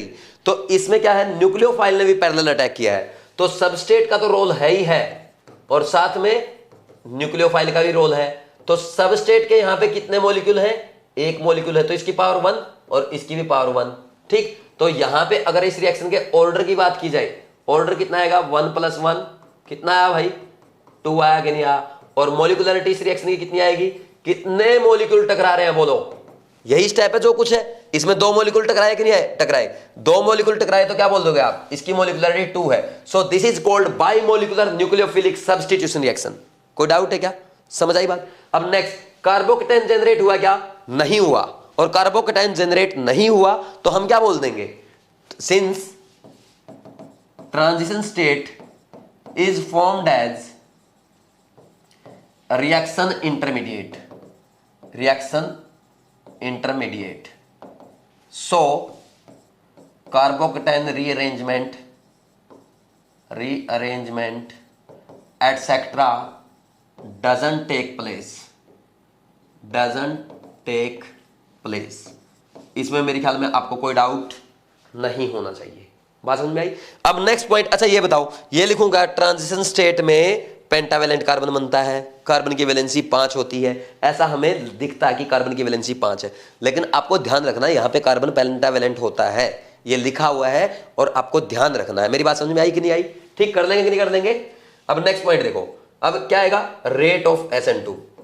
ये लिखना चाहो तो खुद लिख लेना कि पेंटावेलेंट कार्बन बनता है ट्रांजिशन स्टेट में, वैसे मैंने यहां पे लिखा हुआ है, यहां से भी पढ़ सकते हो। रेट ऑफ SN2 क्या होगा भाई? कार्बोकेटायन की स्टेबिलिटी पे डिपेंड नहीं करेगा इस बार। ठीक, इसमें कोई कार्बोकेटायन तो बना नहीं, तो is inversely proportional to steric hindrance. Steric hindrance जितनी ज्यादा होगी रेट ऑफ SN2 उतना कम होगा। स्टेरिक हिंड्रेंस कर लेंगे कि नहीं कर लेंगे? यह आ गया आपको समझ में? अब एक क्वेश्चन मैं आपसे यहां पे पूछना चाहता हूं, एक सिंपल सा क्वेश्चन। मैंने आपको क्या दे दिया? मिथाइल फ्लोराइड दे दिया, मिथाइल क्लोराइड दे दिया, मिथाइल ब्रोमाइड दे दिया, और मैंने ये पूछ लिया आपसे रेट ऑफ SN2 क्या आएगा, क्योंकि डायरेक्ट ये क्वेश्चन आपके एग्जाम में पूछा जा सकता है। भाई बताओ रेट ऑफ SN2 क्या आएगा। अरे सिंपल सी बात है, NSR रिएक्शन है, NSR रिएक्शन में अलग अलग हैलाइड दे दिए, तो हैलाइड में जो हैलोजन एटम जल्दी लीव करेगा उसी का रेट सबसे ज्यादा होगा। हैलोजन एटम कौन जल्दी लीव करेगा, as a leaving group, as an anion जा रहा है, जो एनायन सबसे ज्यादा स्टेबल होगा। पीछे हमने क्या देखा था, आयोडाइड एनायन सबसे बड़ा होता है इसलिए सबसे ज्यादा स्टेबल होगा, और सबसे ज्यादा स्टेबल होगा तो SN2 की तरफ और SN1 की तरफ हमेशा अल्काइल आयोडाइड की रिएक्टिविटी सबसे ज्यादा होगी। ठीक, रेट ऑफ SN2। कोई डाउट है क्या, ये तो रट लो बिल्कुल, ये तो ध्यान रखना, रटना क्या है, कॉन्सेप्ट सीखो ना यार। अल्काइल फ्लोराइड सबसे कम रिएक्टिव, अल्काइल आयोडाइड सबसे ज्यादा रिएक्टिव, क्योंकि आयोडीन जैसे ही निकलता है सबसे ज्यादा स्टेबल एनायन देता है, सबसे जल्दी लीव करेगा, और जो सबसे जल्दी लीव करेगा उसका रेट सबसे फास्ट होगा। एक काम करो, एक बार ये पूरा नोट डाउन करो, आगे और अच्छी चीजें करते हैं, लिखो जल्दी से।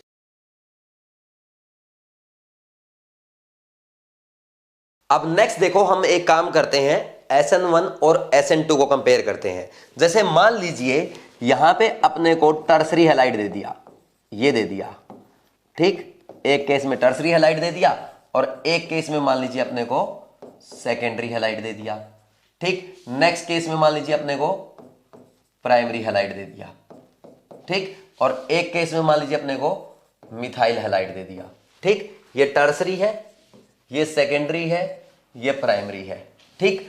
तो अब आप देखो, अपने को पता है, सिंपल सी बात है, मोस्ट प्रोबेबली अगर बात की जाए, मोस्ट प्रोबेबली यही होता है कि टर्सरी हैलाइड क्या देते हैं, SN1 रिएक्शन देते हैं, और मिथाइल हैलाइड मोस्ट प्रोबेबली क्या देते हैं, आपकी SN2 रिएक्शन देते हैं, ठीक। तो ये क्या है, यहां पे स्टेरिक हिंड्रेंस क्या है, स्टेरिक हिंड्रेंस क्या होगा, देखो स्टेरिक हिंड्रेंस बहुत ज्यादा है, और जहां पे स्टेरिक हिंड्रेंस आ जाएगी, स्टेरिक हिंड्रेंस के कारण हमेशा कार्बोकेटायन बहुत जल्दी बनेगा, और कार्बोकेटायन जल्दी बनेगा, वैसे भी टर्सरी की स्टेबिलिटी ऑफ कार्बोकेटायन क्या होगी, टर्सरी कार्बोकेटायन की स्टेबिलिटी क्या होगी, ज्यादा होगी, ठीक। इसलिए हम क्या बोल देंगे, SN1 रिएक्शन होगी, ठीक। और यहां पे सिंपल क्या है, मिथाइल हैलाइड है, तो मिथाइल हैलाइड के केस में आप क्या बोलेंगे, मिथाइल हैलाइड के केस में स्टेरिक हिंड्रेंस क्या है, स्टेरिक हिंड्रेंस कम है, तो किसको फेवर करेगा, SN2 को फेवर करेगा।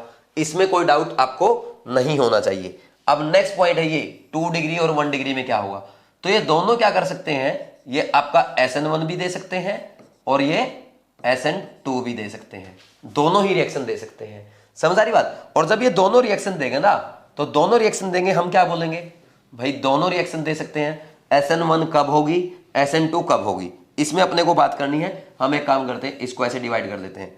देखो अगर यहां पे स्टेरिक हिंड्रेंस ज्यादा हो जाए, अगर मान लीजिए इसी केस में स्टेरिक हिंड्रेंस बढ़ जाए, ठीक, या कार्बोकेटायन स्टेबिलिटी बढ़ जाए, ठीक, या पोलर प्रोटिक सॉल्वेंट दिया गया हो, तो किसका फेवर करोगे, SN1 को, ठीक। और मान लीजिए अगर ऐसा हो जाता है, स्टेरिक हिंड्रेंस कम हो जाए, ठीक, स्टेरिक हिंड्रेंस कम हो जाए, या आपका कार्बोकेटायन की स्टेबिलिटी की तो बात ही नहीं करेंगे इसमें, ठीक, या आपको क्या करे, पोलर एप्रोटिक सॉल्वेंट दे दिया जाए, आप क्या बोलेंगे, SN2 रिएक्शन होगी। समझ आई कि नहीं आई बात, ऐसे कर लेंगे भाई, ठीक, कोई डाउट नहीं है, समझ आ।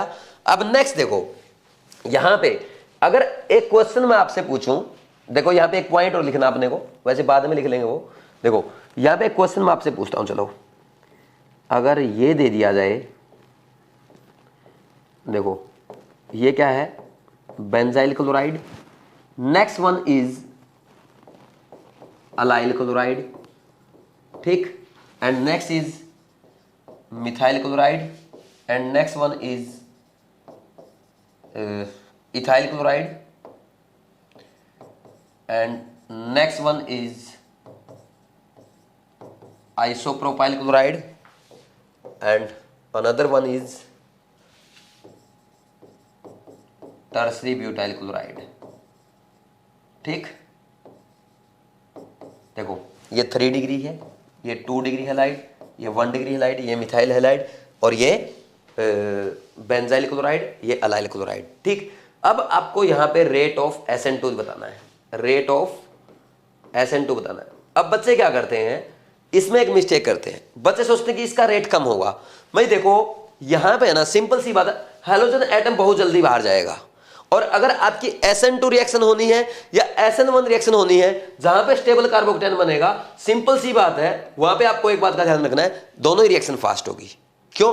क्योंकि यहाँ पे प्राइमरी हैलाइड है और यहाँ पे भी प्राइमरी हैलाइड है, दूसरा यहाँ पे स्टेबल कार्बोकेटायन भी बन रहा है। स्टेबल कार्बोकेटायन बनेगा तभी तो जल्दी से लीव करेगा। अच्छा एक बात बताओ, मिथाइल क्लोराइड में क्लोराइड जल्दी लीव करेगा या बेंजाइल क्लोराइड में करेगा? यहाँ पे जल्दी लीव करेगा ना, क्यों? क्योंकि वहां पे स्टेबल कार्बोकेटायन बन रहा है। और मान लीजिए वहां पे एक्वस KOH दे दिया जाए इन एसीटोन, आप ये थोड़ा बोलोगे कि वहां पे SN1 हो रही है, हम क्या बोलेंगे SN2 हो रही है। KCN दे दिया जाए, SN2 होगी वहां पे। ठीक, SN2 इसमें और इसमें किसमें फास्ट होगी? फिर इसमें ज्यादा फास्ट होगी, क्योंकि इसका हैलाइड एनायन जल्दी लीव कर रहा है। क्यों? क्योंकि स्टेबल कार्बोकेटायन बन रहा है, तो इनका ऑर्डर ये आ जाएगा। फिर आपको पता है मिथाइल क्लोराइड सबसे ज्यादा, फिर 1 डिग्री, फिर ये 2 डिग्री और 3 डिग्री सबसे कम, क्योंकि जैसे ही स्टेरिक हिंड्रेंस बढ़ती जाएगी रिएक्टिविटी ऑफ SN2 घटती जाएगी। बात समझ में आ रही है? कोई डाउट है क्या? अच्छा अब एक चीज देखो, अगर यहीं पे मैं बात करूं इन्हीं को लेते हुए, यहां पे SN1 की, SN1 में इसकी रिएक्टिविटी सबसे ज्यादा, फिर इसकी, फिर इसकी, फिर इसकी, नहीं सॉरी, SN1 में पहले इसकी, फिर इसकी, फिर इसकी, फिर 2 डिग्री की, फिर 1 डिग्री, फिर मिथाइल क्लोराइड की। याद आ रहा है? ये मैंने आपको करवा दिया था, इसको नोट डाउन कर लो और आगे बढ़ते हैं। अच्छा एक काम करो, ये जो आपने लिखे हुए ना, ये टर्सरी हैलाइड, ये सेकेंडरी हैलाइड, ये प्राइमरी हैलाइड, ये मिथाइल हैलाइड, इसमें अगर हम बात करें, अगर उधर जाएंगे रेट ऑफ SN1, SN2 क्या होगा? इंक्रीज होगा।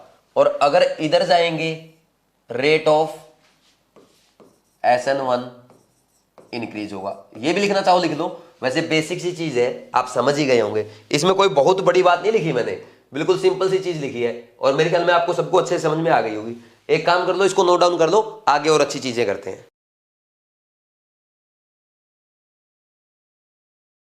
अब नेक्स्ट देखो, आपके सामने ये 4 क्वेश्चंस लिखे हुए हैं, ये 4 क्वेश्चन सोल्व करने के बाद आपका एक एक कॉन्सेप्ट क्लियर हो जाएगा, क्योंकि इसमें मैंने आपसे पूछा है find order of rate of SN1 and SN2 for following, यानी ये एक टाइप से आपके 8 क्वेश्चंस बन गए। देखो फर्स्ट क्वेश्चन के लिए SN1 का भी रेट बताना, SN2 का भी, ऐसे इसीलिए इसी तरह से सेकंड का, थर्ड का और फोर्थ का, यानी 4 के कितने हो गए? 8 क्वेश्चन हो गए। रेट ऑफ SN1 भी बताना है और SN2 भी बताना है। ऐसे करेंगे, आप एक काम कर सकते हो, वीडियो पॉज करके एक बार खुद से ट्राई करो, और खुद से ट्राई करने की हिम्मत नहीं है तो प्लीज मेरे साथ साथ समझने की कोशिश जरूर करें, एक बार खुद से सोचने की कोशिश जरूर करें, और फिर उसके बाद घर पे ट्राई जरूर करें, क्योंकि यहां से डायरेक्ट क्वेश्चन आपके एग्जाम में पूछे जाते हैं। और सबसे खास बात बताऊं, ये क्वेश्चन जो आपके सामने लिखे हुए हैं, ये सारे आपके NCERT के क्वेश्चन है। ये NCERT का एग्जाम्पल, आपका एग्जाम्पल 12.3 है शायद, चेक कर लेना। ठीक, NCERT, ये भी NCERT का है, ठीक, ये भी NCERT का है, ये सारे आपके NCERT के एग्जाम्पल है, इन टेक्स्ट एग्जाम्पल है। सबसे खास बात, NCERT में बहुत अच्छे से एक्सप्लेन किए गए हैं। बात समझ में आ रही है? तो करें भाई स्टार्ट। फर्स्ट क्वेश्चन में पहले मैं पूछूंगा आपसे रेट ऑफ SN1, तो SN1 में आपने क्या देखा? This is 1 degree halide, this is 2 degree halide, तो 2 डिग्री का ज्यादा होता है, तो 2 डिग्री वाला ज्यादा स्टेबल हो, ज्यादा रिएक्टिव होगा। SN2 में उल्टा होता है, 1 डिग्री वाला ज्यादा रिएक्टिव होता है, तो ये रेट आ जाएगा। समझ आई कि नहीं आई? कर लेंगे। नेक्स्ट देखो, ये वाला क्वेश्चन, इसमें 1 डिग्री हैलाइड, ये भी 1 डिग्री हैलाइड, ये सॉरी, ये 1 डिग्री हैलाइड, ये भी 1 डिग्री हैलाइड। डिफरेंस क्या आ रहा है? ये एल्काइल आयोडाइड है, ये एल्काइल क्लोराइड है। तो आपको पता है अगर NSR की बात की जाए, SN1 हो या SN2 हो, तो रेट ऑफ एल्काइल हैलाइड्स क्या आएगा? RF से ज्यादा RCl का, RCl से ज्यादा RBr का, और सबसे ज्यादा RI का। समझ आ रही बात? अगर सेम डिग्री है ना, सेम डिग्री, सीधा अगर आपको एल्काइल हैलाइड अलग अलग दे दिए जाए तो हमेशा ये ऑर्डर याद रखना आप, RF, RCl, RBr और RI। ठीक, क्योंकि लीविंग ग्रुप के ऊपर डिपेंड करेगा। समझ आ रही कितनी सारी बात? SN1 as well as SN2। ठीक, कोई डाउट है क्या? कर लेंगे ऐसे। अब तो बता दो यार, इसमें क्या आएगा? हमेशा इसका ज्यादा आएगा, चाहे SN1 का पूछ लो 1 का ज्यादा होगा 2 से, चाहे आपसे SN2 का पूछ लो किसका ज्यादा होगा 1 का ही ज्यादा होगा। चलो इसको थोड़ा साइड में लिख देते हैं, इसका इधर लिख देता हूं, SN2 में भी 1 का ज्यादा होगा 2 से, ठीक, यानी अल्काइल आयोडाइड का ज्यादा होगा। समझ आ गई? दोनों अच्छे क्वेश्चन है। नेक्स्ट और अच्छा क्वेश्चन है, ठीक, एक बार एग्जांपल समझना, एग्जांपल पढ़ना, एनसीईआरटी में और अच्छे से दिया गया है, मजा आएगा। देखो ये 1 डिग्री है, ये भी 1 डिग्री हैलाइड है, ये क्या है 2 डिग्री हैलाइड, ये टर्सरी हैलाइड। अगर रेट ऑफ SN1 की बात की जाए तो SN1 का रेट कैसे लिखोगे? सबसे ज्यादा किसका होगा भाई? सिंपल सी बात है, सबसे ज्यादा टर्सरी हैलाइड का होगा, यानी 4th का होगा, फिर 3rd का होगा, फिर इन दोनों में बताओ, सेकंड और फर्स्ट में दोनों प्राइमरी हैलाइड है। अब क्या देखेंगे? बल्कीनेस देखेंगे। स्टेरिक हिंड्रेंस जिसमें ज्यादा होगी उसका रेट ज्यादा होगा। देखो यहां पे ये ग्रुप कॉमन है दोनों में, फिर इसके बाद क्या लगा हुआ है? ये प्रोपाइल और ये आइसोप्रोपाइल, ये बल्की ग्रुप लगा हुआ है, ठीक, ये भारी भरकम ग्रुप कहलाएगा। तो इसका रेट ज्यादा होगा और 1 वाले का थोड़ा कम हो जाएगा, क्योंकि सिंपल स्ट्रेट चेन है, ठीक, उसमें बल्कीनेस कम होगी। नेक्स्ट इसमें अगर SN2 की बात की जाए तो SN2 में इसका ऑर्डर कंप्लीट उल्टा हो जाएगा, ठीक भाई। सबसे ज्यादा किसका होगा? 1 डिग्री का, 1 का, फिर 2 का, 1 डिग्री, दोनों 1 डिग्री। इसका ज्यादा क्यों हुआ? क्योंकि यहां पे स्टेरिक हिंड्रेंस थोड़ी सी, यहां पे स्टेरिक हिंड्रेंस क्या है? थोड़ी सी कम है, और इस केस में स्टेरिक हिंड्रेंस क्या है? थोड़ी सी ज्यादा है। बात समझ में आई कि नहीं आई? तो फिर 3 का और 4 में टर्सरी का सबसे कम हो जाएगा। बात समझ में आई कि नहीं आई? ठीक, नेक्स्ट वाला केस देखो, this is tertiary halide, this is secondary halide, this is also secondary halide and this is primary halide. SN1 का रेट की बात की जाएगी तो SN1 का रेट सीधा लिख दोगे आप। देखो इधर लिख देता हूं, SN1 का रेट क्या लिखोगे? SN1 का रेट बताओ भाई। सबसे ज्यादा क्या होगा? टर्सरी वाला होगा, 1 वाला, फिर ये दोनों क्या है? सेकेंडरी है। तो यहां पे क्या प्लस एम लगा, प्लस एम लगा, कार्बोकेटाइन को ज्यादा स्टेबलाइज करेगा, यानी सेकंड वाला ज्यादा होगा, क्योंकि यहां पे एक ही प्लस एम लगा, बाकी ये प्लस एच लगा हुआ है, तो ये ज्यादा स्टेबलाइज करेगा। फिर 3 वाला और फिर 4 वाला उससे कम होगा। समझ आई बात? कोई डाउट है क्या? लेकिन ये तो इजीली आपने कर लिया होगा। प्रॉब्लम पता कहां आएगी? प्रॉब्लम आएगी SN2 के रेट में। तो SN2 का रेट जब आप लिखने जाएंगे तो आपको पता 4 वाले का सबसे ज्यादा होगा और फर्स्ट वाले का सबसे कम होगा, क्योंकि ये 1 डिग्री है, वो 3 डिग्री है। लेकिन दिक्कत तो इनमें है ना, समझ आ रही बात? तो इन दोनों में अगर बात की जाए, फिनाइल ग्रुप ज्यादा बल्कि होता है, मिथाइल ग्रुप से फिनाइल ग्रुप बड़ा ग्रुप है। तो यहां पे हम कार्बोकेटाइन की स्टेबिलिटी से नहीं, पैरेलल स्टेरिक हिंड्रेंस भी देखेंगे, क्योंकि दोनों ही सेकेंडरी हैलाइड है। तो इसमें कार्बोकेटाइन की स्टेबिलिटी नहीं, स्टेरिक हिंड्रेंस पहले देखते हैं। किसमें? स्टेरिक हिंड्रेंस पहले देखेंगे। अब आप बोल देंगे सर वो बेंजाइल वाला नहीं, बेंजाइल वाला कैसे करवा दिया आपने? अरे मेरी बात सुनो, ये वाला जो मैंने करवाया था आपको, इसमें तो क्या Cl सीधा लीव कर जाएगा, कार्बोकेटाइन अपने आप स्टेबल बन रहा है। अब यहां पे कार्बोकेटाइन स्टेबल तो इन दोनों केस में ही बन रहा है, लेकिन इन दोनों केस में रेजोनेंस भी है। यहाँ पे दो रेजोनेंस है, यहाँ पे एक रेजोनेंस और 3 अल्फा एच है। तो यहाँ पे हम फिर स्टेरिक हिंड्रेंस से करेंगे, क्योंकि एनसीईआरटी में साफ साफ लिखा गया है कि फिनाइल का स्टेरिक हिंड्रेंस ज्यादा है मिथाइल से, इसलिए क्या होगा? 3rd वाले का रेट ज्यादा होगा और 2 वाले का थोड़ा सा कम हो जाएगा। कोई डाउट है कि नहीं है? ठीक भाई, बल्कीनेस या स्टेरिक हिंड्रेंस देखोगे ना आप, फिनाइल ग्रुप की ज्यादा होती है, किससे? मिथाइल ग्रुप से। कर लोगे? ठीक, ये लिख लो, ये क्वेश्चंस आपके एनसीईआरटी के अच्छे से नोट डाउन करो, समझ गए? एक बार खुद से देख लेना एनसीईआरटी में क्या एक्सप्लेन किया गया है, लिखो जल्दी से।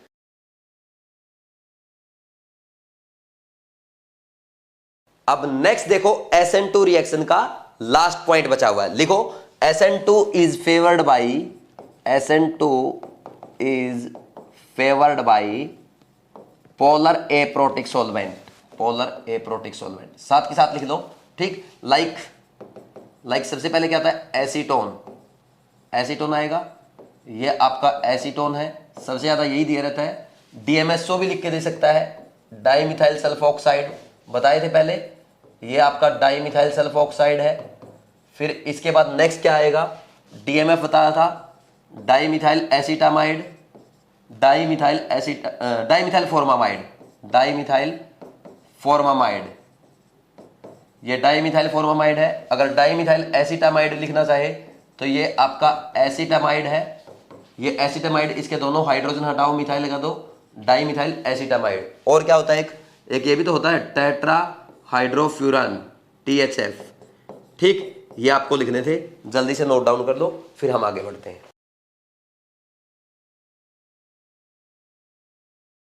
नेक्स्ट देखो, अब हमने SN1 और SN2 दोनों अच्छे से डिटेल में पढ़ लिया। अब इसके ऊपर क्वेश्चन प्रैक्टिस करने हैं।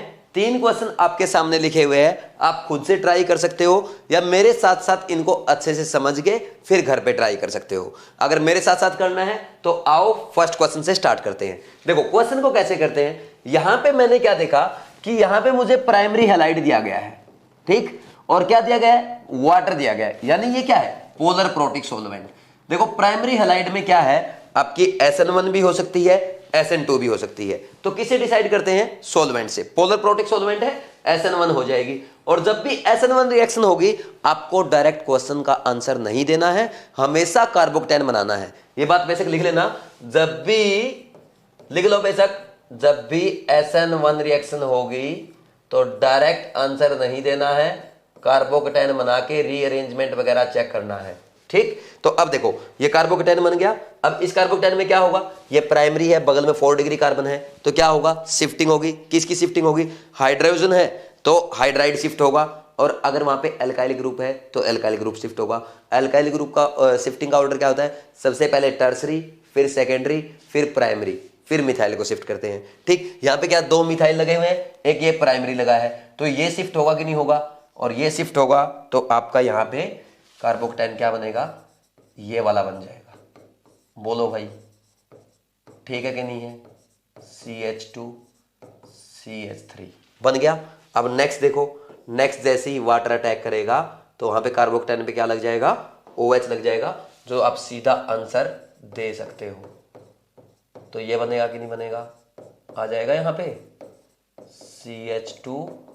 CH2 थोड़ा सा छोटू करना पड़ेगा इसको, ठीक हो गया छोटू, और इसको यहां ये लगा दिया CH3 और ये आ गया CH3। बात समझ में आई, ठीक। अब नेक्स्ट देखो, नेक्स्ट हमने क्या देखा, ये देखा आपने प्राइमरी हैलाइड, और प्राइमरी हैलाइड में यहां पे क्या दिया गया, फिर से पोलर प्रोटिक सॉल्वेंट दिया गया है, मेथेनॉल दे रखा है, तो क्या होगा, SN1 रिएक्शन होनी है, क्योंकि भाई 1 डिग्री क्या दे सकते हैं, SN1 भी SN2 भी। अगर पोलर प्रोटिक सॉल्वेंट होगा तो SN1, पोलर एप्रोटिक होगा तो SN2।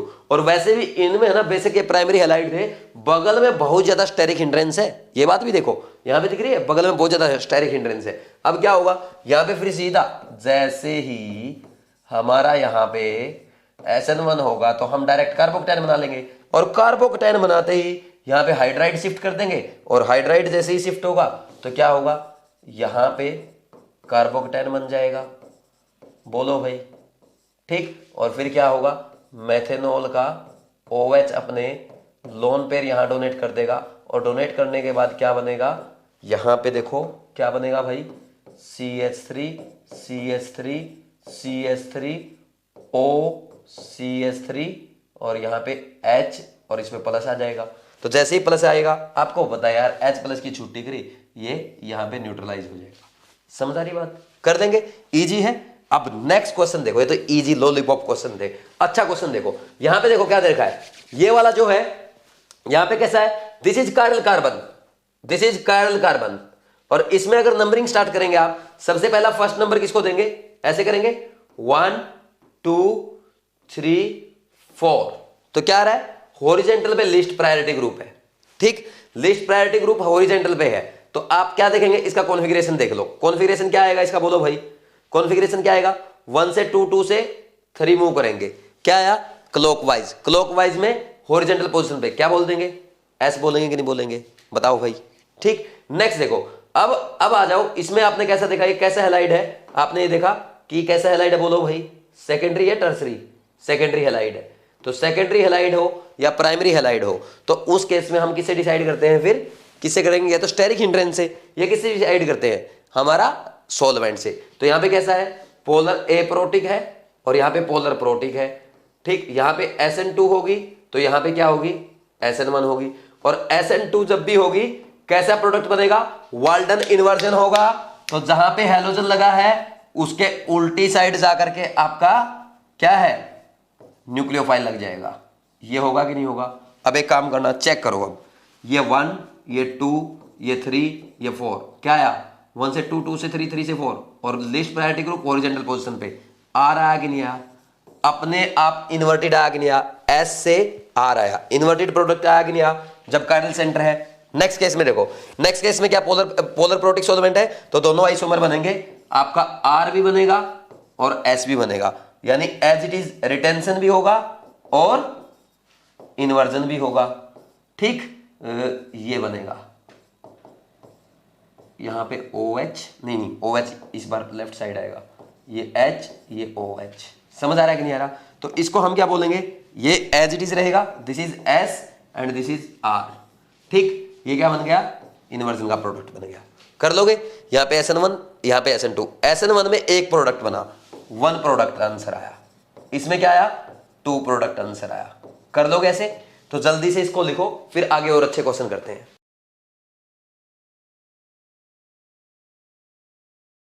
ये देखो 2 क्वेश्चन आपके सामने लिखे हुए हैं, दोनों ही शानदार क्वेश्चन है, एक बार आपको खुद से ट्राई करने चाहिए। अगर आप ये क्वेश्चन सॉल्व कर लेते हैं तो आप ये समझो कि आपने जो अभी तक पढ़ा है आपको बिल्कुल क्लियर से समझ में आ गया।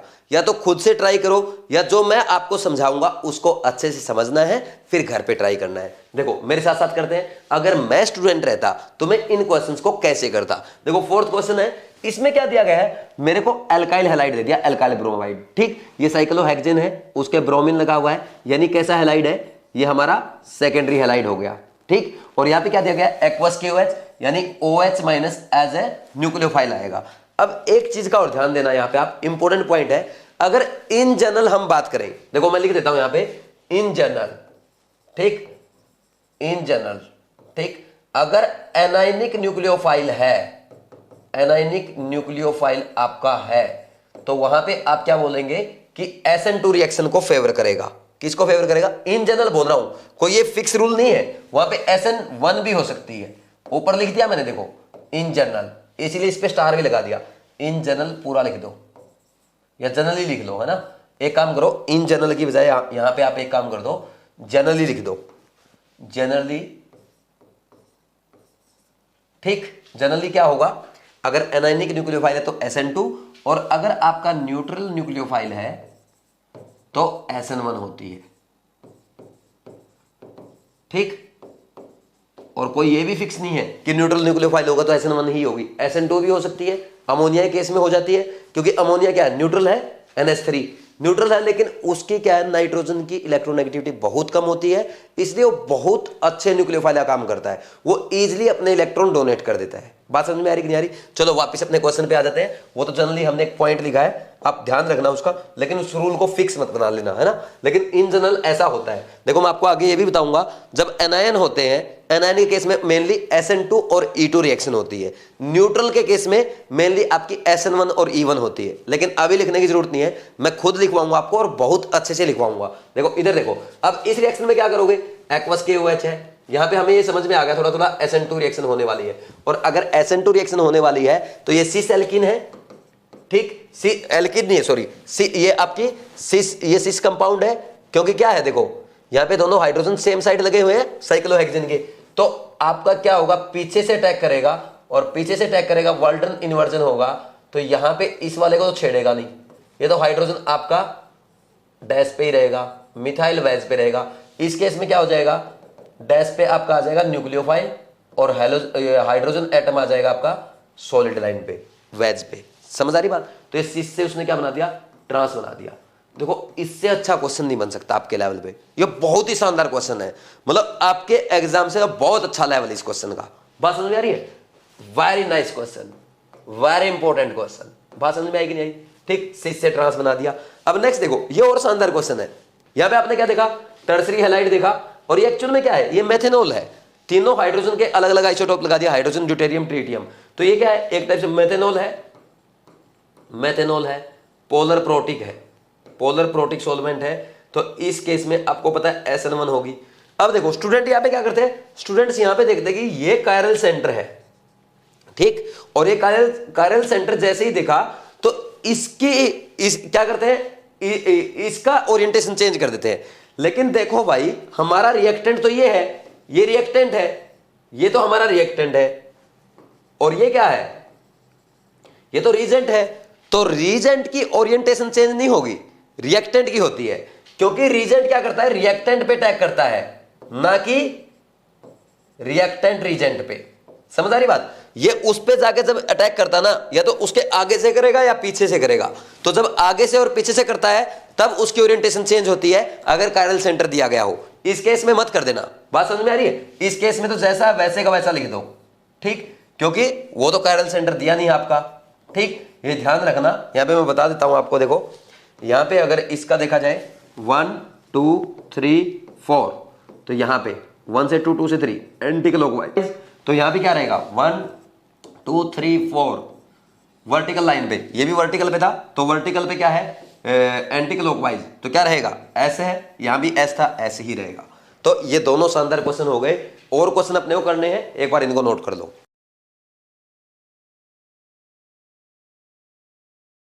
अब नेक्स्ट देखो, आपके सामने बोर्ड पे 4 क्वेश्चन लिखे हुए हैं, चारों ही शानदार क्वेश्चन है। अगर आप खुद चाहें तो कर सकते हैं, नहीं आप मेरे से समझे, क्योंकि बहुत ही अच्छे लेवल के क्वेश्चन है, आपका माइंड ओपन करने वाले क्वेश्चन है। जैसे फर्स्ट क्वेश्चन की अगर बात की जाए, फर्स्ट क्वेश्चन में क्या करेंगे हम, देखो यहां पे आपको क्या दिया गया, प्राइमरी हैलाइड दिया गया, और यहां पे SbCl5 जिसको हमने क्या कहा था, सुपर एसिड बोला था।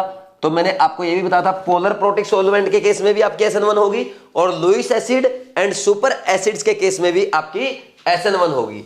अब देखो ऐसा क्यों हुआ, एक्चुअल में ये क्या करता है, ये क्या करेगा, यहां से इस Cl को एब्स्ट्रैक्ट कर लेगा, और जैसे इस Cl माइनस को एब्स्ट्रैक्ट करेगा तो यहां पे क्या बनेगा, कार्बोकैटायन बन जाएगा CH2 प्लस वहां पे ऊपर। बोलो भाई, ये आपका मिथाइल लगा हुआ है, देखो कैसे लगे, यहां पे ये मिथाइल ग्रुप लगा हुआ, ये हाइड्रोजन, और ये CH2 पे प्लस, ठीक, क्योंकि ये Cl को एब्स्ट्रैक्ट कर लेगा, SbCl6 माइनस बन जाएगा। अब क्या होगा, यहां पे ये जैसे ही कार्बोकैटायन बनता है, आपको पता है इसमें रीअरेंजमेंट करवाते हैं हम लोग, जैसे ही रीअरेंजमेंट कराओगे तो स्टेबल कार्बोकैटायन बनेगा कि नहीं बनेगा, ये देखो, बोलो भाई समझ आया कि नहीं आया। ऐसे यहां पे मिथाइल और फिर यहां पे CH3, ये कार्बोकैटायन। अब क्या होगा, यहां पे जो SbCl6 निकला था तो वापिस ये Cl माइनस को छोड़ देगा और यहां पे Cl आ जाएगा। एक्चुअल में आपने क्या सीखा, एक्चुअल में रिएक्शन में क्या हुआ, ये प्राइमरी हैलाइड था, ये क्या बन गया, टर्सरी हैलाइड बन गया, यानी Cl माइनस की शिफ्टिंग हो गई, प्राइमरी क्लोराइड था टर्सरी क्लोराइड बन गया। लेकिन रिएक्शन स्टार्ट कैसे हुई, मान लीजिए मुझे ये भी नहीं पता कि ये सुपर एसिड वगैरह है, मैं तो ओनली अगर रिएक्शन को समझता मैं ऐसे करता, भाई ये दिया गया है, ये अल्काइल क्लोराइड दिया गया है, SbCl5 है, लुईस एसिड का काम करेगा, वहां से Cl माइनस को एब्स्ट्रैक्ट करेगा, जैसे ही Cl माइनस को एब्स्ट्रैक्ट करेगा यहां पे कार्बोकैटायन बनेगा, कार्बोकैटायन बनते ही रीअरेंजमेंट होगा, रीअरेंजमेंट होने के बाद ये बना, फिर यहां से ये Cl माइनस क्या करेगा, इसके ऊपर अटैक कर देगा, ये बन जाएगा।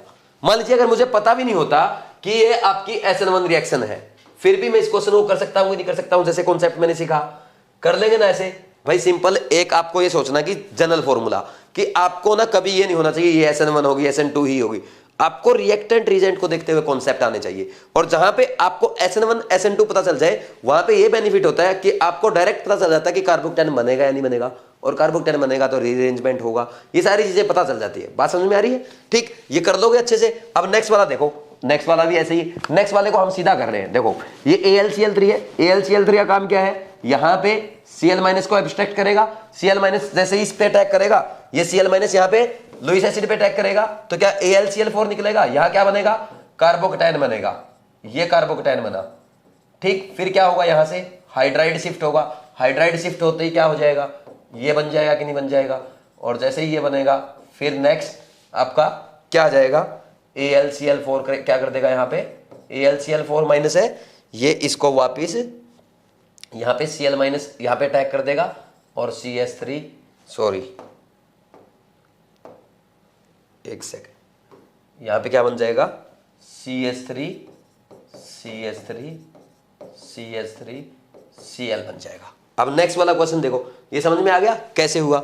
मैंने इसमें कोई SN1 SN2 नहीं बताया आपको, लेकिन मैंने आपको सिखाया कैसे करते हैं। दोनों क्वेश्चन एक जैसे थे, ऊपर वाला क्वेश्चन IIT का था इसलिए मैंने आपको करवाया है। अगर ये IIT में नहीं पूछा जाता तो करवाने की जरूरत भी नहीं थी, क्योंकि कई बार क्या होता है कि IIT के क्वेश्चन दूसरे एग्जाम में एज इट इज कॉपी हो जाते हैं। समझ आ रही बात? इसलिए मैंने आपको करवाया है। दोनों सेम क्वेश्चन है, एक उसके पैटर्न पे मैंने दूसरा क्वेश्चन करा दिया, क्योंकि यहां पे आपको समझ एग्जाम में क्या समझ में आया, यार AlCl3 तो रिएक्शन ही नहीं देखी है, लेकिन कॉन्सेप्ट तो आना चाहिए ना। AlCl3 का लुईस एसिड है, लुईस एसिड ये निकलेगा Cl माइनस, कार्बोकेटाइन बनेगा, कार्बोकेटाइन बनते ही रीअरेंज होगा, रीअरेंज होते ही कार्बोकेटाइन जो बनेगा वापस AlCl4 माइनस से Cl वहां पे अटैक कर देगा। कुछ भी नहीं किया मैंने क्वेश्चन में, और बन गया क्या, प्राइमरी हैलाइड से टर्सरी हैलाइड बन गया। मैं तो बेसिक कॉन्सेप्ट सीख रहा हूं, बेसिक कॉन्सेप्ट मुझे आते हैं, उनसे क्वेश्चन सोल्व कर रहा हूं, वैसे ही आपको करने हैं। नेक्स्ट देखो, इस वाले केस में क्या करेंगे, यहां पे आपने क्या देखा, ये टर्सरी कार्बन, ये आपका सेकेंडरी कार्बन है, और ये क्या है, बगल में टर्सरी कार्बन है। अब बच्चे बोलेंगे सर टर्सरी का रेट ज्यादा होगा क्योंकि यहाँ पे पोलर प्रोटिक सॉल्वेंट दिया गया है और SN1 रिएक्शन होगी।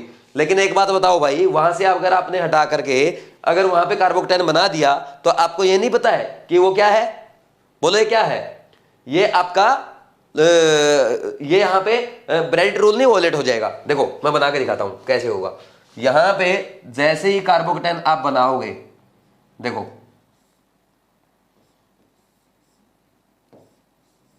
ये कार्बोकेटाइन बनाओगे, क्या हो गया, ब्रेडिट रूल वॉयलेट हुआ कि नहीं हुआ, है ना भाई। मैंने आपको बताया था कि ब्रिज हेड कार्बन पे sp2 कार्बन नहीं बनता क्योंकि ये क्या होता है, ये आपका 3D होता है, ठीक। तो ऐसा बनाना पॉसिबल नहीं है, ये रॉन्ग है।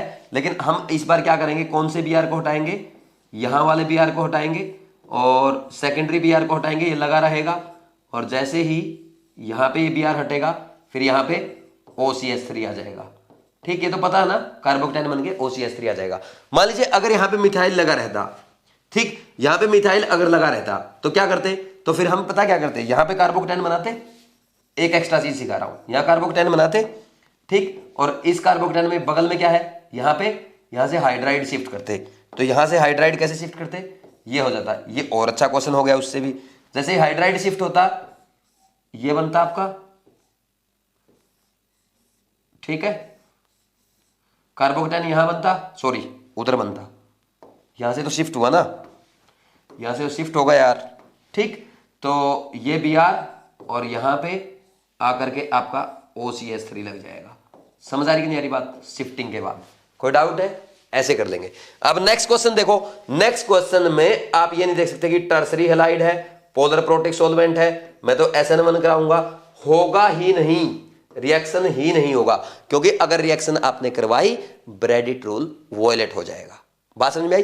तो आज हमने SN1 और SN2 कंप्लीट कर दी, एल्काइल हैलाइड की SN1 और SN2 कंप्लीट कर ली। विलियमसन ईथर सिंथेसिस वगैरह नेक्स्ट लेक्चर में करेंगे, ठीक। लेक्चर थोड़ा लंबा था लेकिन मैंने इतना जोश से, इतनी एनर्जी से एक एक चीज को आपको समझाया है और मुझे पूरी उम्मीद है आपको एक एक क्वेश्चन समझ में आया होगा। अच्छे अच्छे लेवल तक के क्वेश्चन हमने कर लिए हैं, एक एक चीज क्लियर है। अब NCERT के क्वेश्चन भी किए हैं, एक बार मैं आपका 3-4-5 मिनट में रिवीजन करवा देता हूं। देखो हमने स्टार्ट कहां से किया था, NSR से स्टार्ट किया था। NSR में हम दो टाइप पढ़ेंगे, डायरेक्ट सब्स्टिट्यूशन और इनडायरेक्ट सब्स्टिट्यूशन।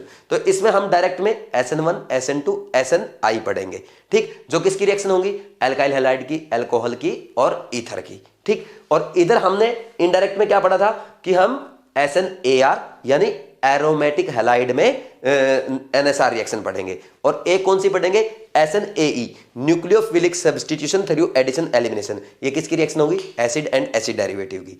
फिर उसके बाद हमने क्या पढ़ा, आज हमने SN1 पढ़ा, फिर SN2 पढ़ा था। SN1 में सबसे पहले हमने पढ़ा कि टर्सरी हैलाइड जिनमें स्टेरिक हिंड्रेंस ज्यादा होगी, या ऐसे 1 डिग्री और 2 डिग्री हैलाइड जिनमें स्टेरिक हिंड्रेंस ज्यादा हो या ज्यादा स्टेबल कार्बोकेटाइन बन रहा हो, वो क्या करेंगे, SN1 रिएक्शन देंगे। लेकिन ओनली से डिसाइड नहीं होगा, दूसरा हम क्या चेक करेंगे, वो किसके साथ रिएक्शन कर रहे हो, वीकेस्ट बेस के साथ रिएक्शन कर रहे हो in presence of polar protic solvent, तब हम बोलेंगे SN1 रिएक्शन होगी। और SN1 रिएक्शन के मैकेनिज्म में हमने क्या देखा था कि बहुत ज्यादा स्टेरिक हिंड्रेंस होने के कारण क्या हुआ, जो अल्काइल जो आपका कार्बन का और हैलोजन का बॉन्ड था, तो उसमें क्या हुआ था, वो पहले ही पोलैरिटी थी, वो वैसे ही स्टेरिक हिंड्रेंस के कारण उसको मिथाइल ग्रुप, जो अल्काइल ग्रुप थे वो निकालना चाहते थे। फिर क्या हुआ, पोलर प्रोटिक सॉल्वेंट में उसका क्या हो गया, हाइड्रेशन भी हो गया, हाइड्रेशन से एनर्जी रिलीज हुई, कुछ वो स्टेरिक हिंड्रेंस से उसको बाहर निकालना चाहते थे, कुछ उसमें पोलैरिटी थी। पोलर बॉन्ड जल्दी टूटते हैं, हालांकि स्ट्रॉन्ग बॉन्ड होते हैं, तो जल्दी से वो टूट गया, और टूटने के बाद Br जो हैलोजन एटम है वो बाहर चला गया, कार्बोकेटाइन बन गया। और कार्बोकेटाइन बनते ही हम बोलेंगे कार्बोकेटाइन रीअरेंजमेंट होगा। और क्योंकि बॉन्ड ब्रेकिंग हुआ है, फर्स्ट स्टेप है स्लो स्टेप होगा, RDS स्टेप होगा। सेकंड स्टेप में वहां पे आके कार्बोकेटाइन रीअरेंजमेंट वगैरह करवा के न्यूक्लियोफाइल्स आकर के अटैक कर देगा, ठीक। ये सेकंड स्टेप फास्ट स्टेप होगा, क्योंकि वहां पे बॉन्ड फॉर्मेशन होगा कार्बोकेटाइन में और न्यूक्लियोफाइल में। समझ आई, 2 स्टेप रिएक्शन है, फर्स्ट स्टेप RDS है, स्लो स्टेप है। और इस रिएक्शन का इस रिएक्शन में फर्स्ट स्टेप में न्यूक्लियोफाइल का कोई काम नहीं था, इसलिए हम क्या बोलेंगे, रेट किस पे डिपेंड करेगा, ओनली सबस्ट्रेट पे डिपेंड करेगा। ऑर्डर क्या होगा 1। मॉलिक्यूलरिटी क्या होगी, क्योंकि फर्स्ट स्टेप में एक ही मॉलिक्यूल तो है, जो आरडीएस स्टेप है उसमें न्यूक्लियोफाइल ने कोई रोल नहीं प्ले किया, उसमें अपने आप स्टेरिक हिंड्रेंस के कारण एल्काइल हैलाइड में से हैलाइड बाहर निकल गया, ठीक। इसलिए this is called molecular reaction, unimolecular reaction. इसकी मॉलिक्यूलरिटी 1 होती है और इसलिए इसको यूनिमोलिकुलर न्यूक्लियोफिलिक सब्स्टिट्यूशन रिएक्शन कहते हैं, या एनसीईआरटी के अकॉर्डिंग सब्स्टिट्यूशन न्यूक्लियोफिलिक यूनिमोलिकुलर भी बोल देते हैं। बात समझ में आई। फिर नेक्स्ट पॉइंट हमने ये पढ़ा था कि अगर इस रेट ऑफ SN1 की बात की जाए, क्योंकि कार्बोक्टाइन रिएक्शन इंटरमीडिएट बना है, so directly proportional to stability of carbocation and also directly proportional to steric hindrance. जितनी ज्यादा स्टेरिक हिंड्रेंस होगी, जितना ज्यादा स्टेबल कार्बोक्टाइन होगा, उतना ही रेट ऑफ SN1 ज्यादा रहेगा। यही हमने सीखा था। फिर हमने ये भी सीखा था, अगर एल्काइल जो हम वहां पे आपका एल्काइल हैलाइड हमने लिया है, अगर वो कायरल सेंटर हो जाए, वहां पे वो कायरल हैलाइड हो, तो कायरल हैलाइड के केस में क्या होगा, वहां पे आपका रेसमाइजेशन होगा और रिटेंशन और इन्वर्जन के प्रोडक्ट बनेंगे और इन्वर्जन का मेजर प्रोडक्ट होगा। ऐसा क्यों हुआ, जैसे ही हैलाइड एनायन बाहर जाएगा तो क्या होगा, sp2 कार्बोकेटाइन बनेगा, प्लेनर होगा, आपका न्यूक्लियोफाइल ऊपर से भी अटैक कर सकता है, नीचे से भी अटैक कर सकता है। अगर मान लीजिए जिस साइड हैलोजन आइटम लगा था उसी साइड से अटैक किया, है ना, उसी साइड से अटैक किया रिटेंशन का प्रोडक्ट, अपोजिट साइड से अटैक किया इन्वर्जन का प्रोडक्ट। इन्वर्जन का प्रोडक्ट इसलिए ज्यादा होता है क्योंकि जब आगे से अटैक करेगा, यहीं पे इसकी विसिनिटी में कहीं हैलोजन आयन पड़ा होगा, हैलोजन एनायन, हैलाइड एनायन जो है, हैलाइड आयन जो है वो पड़ा हुआ, इस पे न्यूक्लियोफाइल पे इलेक्ट्रॉन डेंसिटी है, इस पे नेगेटिव चार्ज, इस पे भी नेगेटिव चार्ज है, तो एक दूसरे को रिपेल करेंगे, तो यहां पे जल्दी से अटैक नहीं कर पाएगा, लेकिन आकर के पीछे जल्दी से अटैक कर देगा, इसलिए इन्वर्जन का प्रोडक्ट ज्यादा बन रहा है। यह हमने पढ़ा था। और हमने क्या पढ़ा था, SN1 is favoured by polar protic solvent, या लाइक H2O है, वाटर है, आपका अल्कोहल्स है, एसिड्स है, इनके द्वारा आपके SN1 को फेवर किया जाता है। इसके साथ साथ लुईस एसिड जैसे AlCl3, ZnCl2 या सुपर एसिड्स, ये भी लुईस एसिड की तरह बिहेव करते हैं, SbF5, SbCl5, ये भी SN1 को फेवर करते हैं। फिर इसके बाद हमने SN2 रिएक्शन पढ़ा था। SN2 रिएक्शन में हमने क्या पढ़ा कि SN2 रिएक्शन में सबसे पहले सभी मिथाइल हैलाइड रिएक्शन देंगे, ठीक, और सभी मिथाइल हैलाइड रिएक्शन देंगे। और इसके बाद हमने ये पढ़ा था कि अगर 1 डिग्री या 2 डिग्री हैलाइड, ऐसे 1 डिग्री या 2 डिग्री हैलाइड जिनमें स्टेरिक हिंड्रेंस कम है, वो भी SN2 रिएक्शन देंगे। फिर इसके साथ साथ हमने ये भी देखा था कि SN2 रिएक्शन में क्या होना चाहिए, एनायनिक न्यूक्लियोफाइल है तो वो ज्यादा फेवर करेंगे, ठीक, SN2 को, और पोलर एप्रोटिक सोल्वेंट भी SN2 रिएक्शन को फेवर करता है। बात समझ में आई। अब हमने क्या देखा था, उसमें तो क्या स्टेरिक हिंड्रेंस के कारण हमने हैलोजन एटम बाहर निकाल दिया था, लेकिन SN2 में क्या होता है कि वहां पे स्टेरिक हिंड्रेंस तो होती नहीं, और ना ही पोलर प्रोटिक सॉल्वेंट है जो कि आपका हैलाइड आयन को, हैलाइड एटम को इलेक्ट्रॉन डेंसिटी नेगेटिव होने के कारण उसको क्या कर देगा, वो क्या कर देगा, डिजोल्व कर लेगा, उसका हाइड्रेशन कर देगा। ऐसा तो हो नहीं रहा, क्योंकि वहां पे क्या है, पोलर एप्रोटिक सॉल्वेंट है, polar aprotic solvent cationic part को डिसॉल्व करता है, एनायनिक पार्ट को डिसॉल्व नहीं करता। अब इस बार हाइड्रेशन या सॉल्वेशन एनर्जी भी रिलीज नहीं होगी, तो इस बार वो निकलेगा नहीं। तो इधर मान लीजिए हैलोजन, ये आपका हैलोजन एटम लगा हुआ है, ये मिथाइल है, ये कार्बन का मिथाइल, इसके हैलोजन एटम लगा हुआ, तो हम क्या करते हैं, इधर से अगर अटैक करेंगे न्यूक्लियोफाइल का, इधर से न्यूक्लियोफाइल का अटैक करने पर क्या हो जाता है, रिपल्सन हो जाएगा। ये क्या है, इलेक्ट्रोनेगेटिव एटम, इस पे माइनस चार्ज है ना, इलेक्ट्रॉन डेंसिटी है, न्यूक्लियोफाइल पे भी इलेक्ट्रॉन डेंसिटी, इसलिए रिपल्सन ना हो, पीछे से अटैक कराते हैं, और पीछे से जब अटैक होकर कंपाउंड बनता है उसको हम वाल्डन इन्वर्जन कहते हैं। और बीच में एक स्टेट ऐसी आती है, ये आपके 3 मिथाइल ग्रुप लगे हुए, ये आपका हैलोजन एटम लगा हुआ, इधर ये आपका न्यूक्लियोफाइल अटैक कर रहा है, ये ऐसा लग रहा है कि 5 एटम से जुड़े हुए हैं, पेंटावेलेंट बनता है, इसको हम ट्रांजिशन स्टेट कहते हैं। तो ये एक सिंगल स्टेप रिएक्शन है, इसमें जो रेट ऑफ रिएक्शन है वो सबस्ट्रेट पे भी डिपेंड करेगा, और इसके साथ साथ आपका न्यूक्लियोफाइल कंसंट्रेशन पे भी डिपेंड करेगा, इसलिए हम इस रिएक्शन का ऑर्डर क्या बोलेंगे, 2 बोलेंगे। समझ आ रही है। मॉलिक्यूलरिटी कितनी होगी, 2 मॉलिक्यूल टकराए, सबस्ट्रेट भी टकराया, न्यूक्लियोफाइल भी टकरा, मॉलिक्यूलरिटी 2 होगी। बात समझ में आ रही। फिर इसके बाद आती है कार्बोक्टेन, तो बनेगा नहीं, तो रीअरेंजमेंट वगैरह होगा नहीं, क्योंकि ट्रांजिशन स्टेट बनी है, कार्बोक्टेन नहीं बनता इसमें। रेट ऑफ SN2, भाई जितनी ज्यादा स्टेरिक हिंड्रेंस होगी उतना रेट ऑफ SN2 कम होगा, तो SN2 का रेट हमें क्या ध्यान रखना है कि inversely proportional to steric hindrance होगा, इसमें कोई डाउट नहीं होना चाहिए। बात समझ में आ रही। इसके बाद नेक्स्ट बात अगर की जाए, तो नेक्स्ट पॉइंट हमारा ये है, अगर हम SN2 की बात करें, इसमें ये भी ध्यान रखना अपने को, वाल्डन इन्वर्जन होगा और ये पोलर एप्रोटिक सॉल्वेंट के द्वारा फेवर की जाती है। अब जितनी ज्यादा स्टेरिक हिंड्रेंस बढ़ती जाएगी, SN2 का रेट घटता जाएगा, SN1 का रेट बढ़ता जाएगा। अगर अपने को 3 डिग्री 2 डिग्री 1 डिग्री हैलाइड दे दिया जाए, SN1 में 3 डिग्री सबसे ज्यादा, फिर 2 डिग्री का रेट, फिर 1 डिग्री का रेट, मिथाइल हैलाइड का सबसे कम। और SN2 की बात की जाए, मिथाइल हैलाइड सबसे ऊपर सबसे ज्यादा रेट, उससे कम 1 डिग्री हैलाइड, 2 डिग्री हैलाइड उससे कम, 3 डिग्री हैलाइड सबसे कम।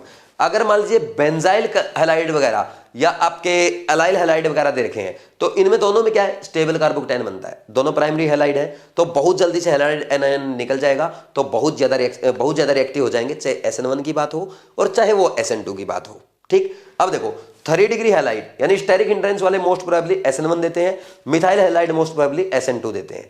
अब बीच वाले 1 डिग्री और 2 डिग्री ये SN1 भी देते हैं, SN2 भी देते हैं। स्टेरिक हिंड्रेंस ज्यादा होगी SN1 रिएक्शन होगी, कम होगी SN2 होगी। ज्यादा स्टेबल कार्बोकेटायन बनेगा SN1 होगी, अगर पोलर प्रोटिक सॉल्वेंट होगा SN1 होगी, न्यूट्रल न्यूक्लियोफाइल होगा SN1 को फेवर करेगा जनरली, न्यूट्रल न्यूक्लियोफाइल जनरली। फिर उसके बाद अगर बात आ जाए इधर, अगर आ जाए SN2 पे, पोलर प्रोटिक सॉल्वेंट है, पोलर एप्रोटिक सॉल्वेंट है। सबसे पहला तो क्या है, स्टेरिक हिंड्रेंस कम, पोलर एप्रोटिक सॉल्वेंट और एनायनिक न्यूक्लियोफाइल है, तो वो SN2 को फेवर करता है, ये हमने पढ़ा था। इससे पहले ये देखो आपका SN1 SN2 मैंने जितनी थियरी थी आपको कंप्लीट करा दी। उसके बाद तो हमने क्या किया है, ये क्वेश्चन किए, SN2 is favoured by polar aprotic solvent like acetone, DMSO, DMF, DM में THF, ये करवाया था मैंने, ये आपको अच्छे समझ में आ गया होगा। NCERT के क्वेश्चंस करवाए थे, ये चीजें मैंने सारी आपको सिखा दी है। अब नेक्स्ट पॉइंट जो हमारा है उस पर आगे बढ़ते हैं। देखो एक चीज मैंने छोड़ दी स्टार्टिंग में, वो भी रिवाइज करवा देता हूं। सबसे फर्स्ट पॉइंट ये मैंने बोला, ये क्या एल्काइल हैलाइड है, यहाँ पे न्यूक्लियोफाइल अगर हैलाइड हैलोजन एटम की जगह आ गया, हम बोलेंगे NSR रिएक्शन होगी। ठीक, और यहाँ पे हैलाइड एनायन निकलेगा, इसको लिविंग ग्रुप ने बोलेंगे। तो leaving group are weaker base are better leaving group, या ऐसा बोल दो जो सबसे ज्यादा स्टेबल एनायन बनाएगा वो सबसे बढ़िया लिविंग ग्रुप होगा।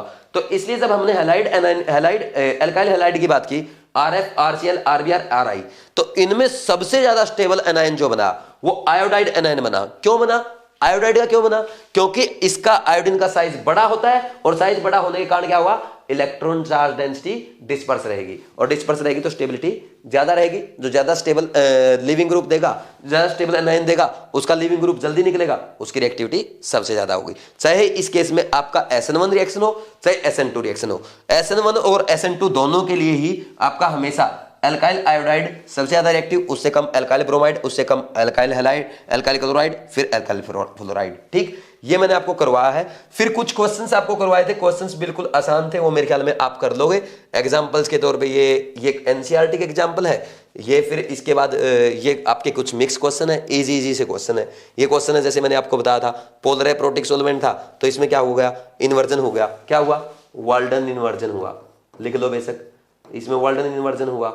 भाई हमारा रिएक्टेंट क्या था, रिएक्टेंट आपका S था, प्रोडक्ट क्या मिला, R मिला। इसमें क्या है, ये कायरल सेंटर था, तो पोलर प्रोटिक सॉल्वेंट से क्या मिला आपको, रेसमाइजेशन हुआ, रिटेंशन भी मिला और इन्वर्जन भी मिला। ठीक, फिर ये कुछ क्वेश्चंस करवाए थे। इस क्वेश्चन में सिस का ट्रांस बनाया था मैंने। ठीक, SN2 यहां भी वाल्डन इन्वर्जन है। ठीक, वाल्डन इन्वर्जन ध्यान रखना है, ये डायरेक्ट एग्जाम में पूछा जाता है कि कौन सा इन्वर्जन हुआ, वाल्डन इन्वर्जन, नेम भी याद करना है। ठीक, फिर ये रिएक्टेंट दे रखा था, यहां पे मैंने मेथेनॉल जो रीजेंट जो है वो मैंने कायरल दे दिया, रीजेंट कायरल है। ठीक, उसकी भाई यहां पे रीजेंट की वो चेंज नहीं होगी। भाई हम क्या लिखेंगे, अटैकिंग रीजेंट का कॉन्फ़िगरेशन चेंज नहीं होगा। ठीक है, क्यों, बिकॉज अटैकिंग रीजेंट अटैक करता है, ना कि आपका रिएक्टेंट। ठीक, समझ आई कि नहीं आई बात, ये इसके लिए लिखा है, कर दोगे। फिर और क्वेश्चंस करवाए थे लास्ट में आपके इजी से क्वेश्चन, सुपर एसिड वाले SN1 SN2, यहाँ भी SN1 हो रही है, लिखना चाहो तो लिख लो। ठीक, ये SN1 के रिएक्शन है। और यहाँ पे ये बताया था कि आपको यहाँ पे ब्रेड रूल वॉयलेट नहीं करना है, ब्रिज हेड कार्बन वाले हैलाइड ब्रिज हेड कार्बन वाले हैलोजन एटम को नहीं हटाना है, उस पर कार्बोकेटायन नहीं बनाना, बल्कि दूसरे को हटाएंगे। भले ये टर्सरी है, आप ये बोलो कि टर्सरी का रेट ज्यादा होता है SN1 का, लेकिन यहाँ कार्बोकेटायन नहीं बनाना है। बात समझ में आई, ना SN1 होगी यहाँ, ना SN2 होगी। ठीक, तो इसमें ये प्रोडक्ट बनेगा, और इसमें SN1 होगी, इसमें ये रिएक्शन होगी नहीं, क्योंकि ब्रोमाइड को आप हटा नहीं सकते, क्योंकि वो क्या है, ब्रिज हेड पे है। ठीक, मैंने बहुत अच्छे से आपको रिवाइज करवा दिया, मुझे पूरी उम्मीद है आपको अच्छे समझ में आ गया होगा। अब मेरी बात सुनो, ये लेक्चर आपने देख लिया, रिवीजन अच्छे से करा दिया। अब एक काम करना, आज थोड़ी मेहनत का काम आपका रहेगा। देखो थोड़ी सी ज्यादा मेहनत आज आपको करनी पड़ेगी। ये देखो पेज नंबर मेरी NCERT में ये है आपका 12th का पार्ट 2, पेज नंबर 291 पे न्यूक्लियोफिलिक सब्स्टिट्यूशन रिएक्शन, यहां से स्टार्ट करेंगे आप। ये पूरा पढ़ लेना, सारा मैंने पढ़ा दिया, ये आपको सारा पढ़ा दिया पूरे का पूरा, ये पढ़ा रखा। ये एग्जांपल कराया था 10.6 एंड 10.7, जहां पे मैंने लिखा था ना, वो क्या लिखा था 12.3, वहां पे वो लिख लो 10.6 एंड 10.7 है, ठीक। 10.6 एंड 7, ये आपका 10.6 एंड 10.7, ठीक। एनसीईआरटी के एग्जांपल कर लेंगे। फिर इसमें आगे इन एग्जांपल के बाद देखो, फिर इसने ना स्टीरियो केमिस्ट्री दे रखी है। ये स्टीरियो केमिस्ट्री क्या है, कुछ नहीं है, ऑप्टिकल एक्टिव कंपाउंड क्या होता है उसका रिवीजन करवा रखा है, पढ़ लेना एक बार, मजा आ जाएगा पढ़ के। फिर उसके बाद ये रिटेंशन, रेसेमाइजेशन, इन्वर्जन प्रोडक्ट ये दे रखे हैं, तो यहां तक पढ़ लेना आप अच्छे से। एलिमिनेशन रिएक्शन से पहले तक 300 पेज तक, 291 से 300 तक मेहनत करनी पड़ेगी, चाहे भले इसमें 2 दिन लग जाए। कल एनसीईआरटी पढ़ने का इतना नहीं मिलेगा आपको, लेकिन ये अच्छे से पढ़ लेना। आज इस लेक्चर के लिए मेहनत करनी है, लेक्चर लंबा है, क्यों है, क्योंकि बहुत ज्यादा डिटेल में, बहुत ज्यादा अच्छे से समझा है, कोटा क्लासरूम से भी ज्यादा टाइम लगा है, ताकि आपको घर बैठे हुए अच्छे समझ में आए। बात समझ में आ रही? तो इसलिए प्लीज इस लेक्चर को अच्छे से देख के, अच्छे से रिवाइज करके एनसीईआरटी जरूर पढ़े। Thanks, all the best.